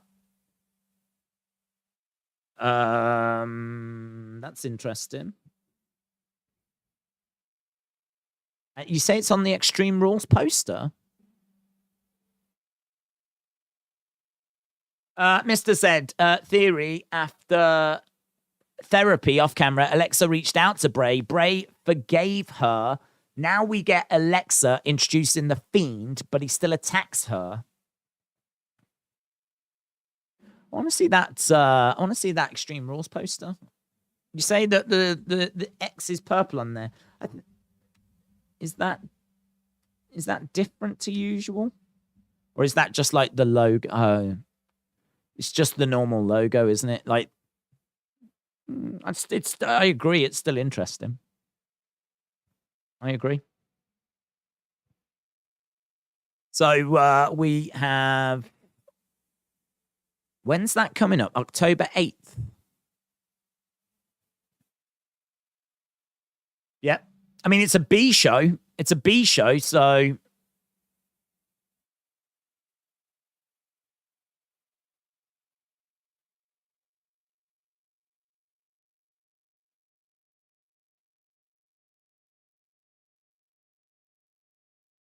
Right. About the Devils in South Arkansas, but in red text under the title, it says White Rabbit. Cynthia said, could White Rabbit be Rambling Rabbit in human form? Well, they were meant to bring the puppets alive. Yes, they were meant to bring the puppets alive. And we did see Huskus get made, or not get made, but we saw the design. I think that what Kyle has shown us is what Rambling Rabbit was going to be. But that does not necessarily mean that's what the White Rabbit is going to be, unless they're going to look to revisit it and use the same design. But I feel quite. There's a few things about this that I feel quite positive, quite strong about, and I would say that Kyle sharing that I feel really good has got nothing to do with this. I think that's Kyle sharing something from the past or being inspired to create something from the present. But I don't think that it is actually connected to what we will end up seeing. Could be completely wrong on that, but I just don't think why. If you were going to bring in a new character, why would you show the design on social media? Like that is too big of a reveal. Do you know what I mean? Like right now, we don't even know who this is referring to. So the fact that Kyle is just showing us designs like that, to me, that's too much. That's way too much. That's why I feel pretty good that I can put to one side and say, I don't think that's got anything to do with anything. But it's not, I have to keep stressing this because, like, I don't want people to get the wrong messages. He's not trolling. He's not doing anything like to throw people off or like try and fool you. Oh, lights just went out. Light just went out in the main event. Oh, man, they are heavily flipping teasing Bray there, aren't they? Light just went out in the main event. The lights.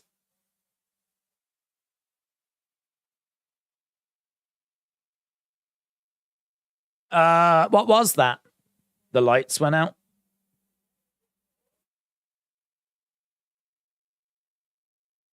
WWE superstar, figure of Bray. He has a magician hat on. Well, he's dressed as the Mad Hatter in that superstars figure. What was that? There was some people that were just moving in the front row. A load of people just moved in the front row. Something's happening. Dakota's looking at them. Something's happening. Something's happening in the front row because a load of people just got up and moved. Dakota seemed to look at them, and then a load of people just made a load of noise. That noise has settled down now, though. I don't know what that was. The lights just went out as well. It definitely feels like something's going on. It definitely feels like maybe it was nothing. Maybe those people that just got up and left. I mean, three people. I just saw it again. 3 people, like a bit of a replay, just got up and walked out. Maybe they were just seat fillers or something. Maybe they were just seat fillers, but I haven't seen anyone take their seats. It's very noticeable. That was noticeable. It was in the background. But it hasn't led to anything, and so we're still underway. But the lights did flicker. Double knees by Alexa. Alexa cannonballs onto Bayley. Shoulder up by Bayley. They are teasing Bray's return. Something did just happen in the crowds.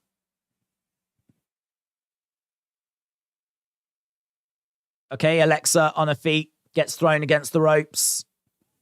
She crossbodies into Bayley. Bayley goes down. Alexa trying to roll up Bayley to... Yeah, well, whatever that was, it didn't lead to anything. But the lights did flicker. I think Sasha and Naomi tonight. Who's the most talked about wrestler in 2022? Bray, CM Punk, or MJF? I don't think it's Bray. Maybe CM Punk. Maybe CM Punk. Bayley's belly. 1, 2. Shoulder up by Alexa. Shoulder up by Alexa. I missed the first hour. Can you elaborate on the QR code thing? There's a video, dude. You'll be able to watch that. It's actually got the QR code thing in it, so I would recommend you watch that because you'll be able to see what the QR code actually showed you.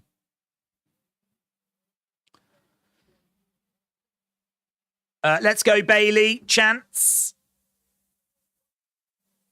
Bayley sucks. Let's go, Bayley. Bayley sucks. Nice by Alexa.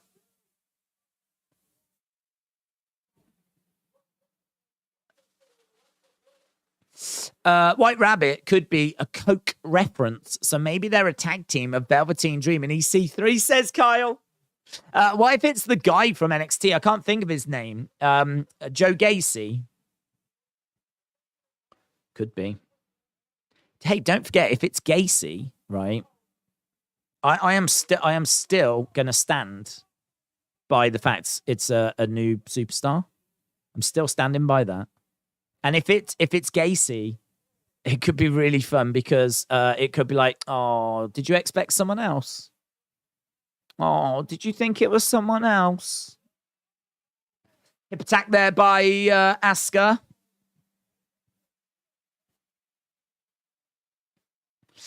The fact they chose Alexa for this is very interesting, says Noah. Corn Man said, when the rabbit was hopping on the letters, it spelt demon.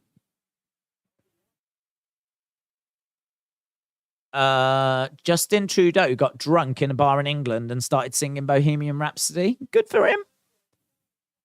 I mean, maybe it's not what, prime ministers or whatever should do, but good for him. Face first.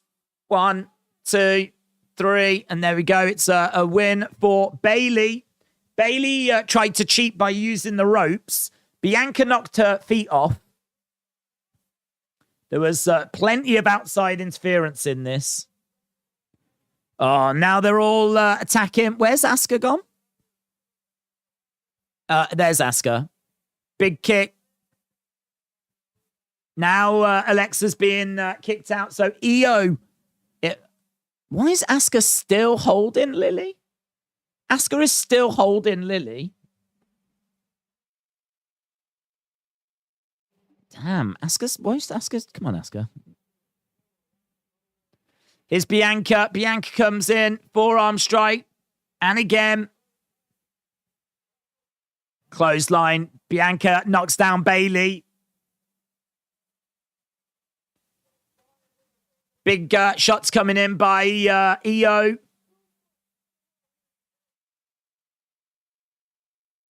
3-on-1 at the moment. Alexa has been dealt with. Asuka has been dealt with. Asuka is still holding Lily. She's clutching onto her like a flipping life raft. It's so weird. But right now we've got Bianca getting destroyed. She gets planted by Bayley. Lots of boos. It feels like Damage Control are going to end this standing tall. Bianca is down in the middle of the ring. It's been a really, really entertaining Raw, this has. I'm in control now, Bianca.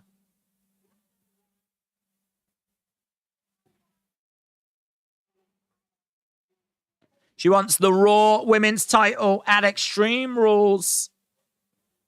Bayley wants the Raw Women's title at Extreme Rules. I got the pain. I got the power. I got the whatever. Asuka is becoming possessed. Oh, God. I hope not. Right. We're done, guys. We're done. I need to run off to get that video done. The review will just be a few moments later than usual, but we are doing it, and we'll try and run through as much as we can. But I do want to do the White Rabbit stuff first, because obviously we did the video letting people know it happened. There's been lots of theories and things that have happened since. So, yeah, I'm going to do that. I'm going to shoot now, get that done, and then get into the review. So big shout out to everyone that joined us, and I'll see you in a bit for that review. That review, as we said, is happening just a little later than usual. Bye for now.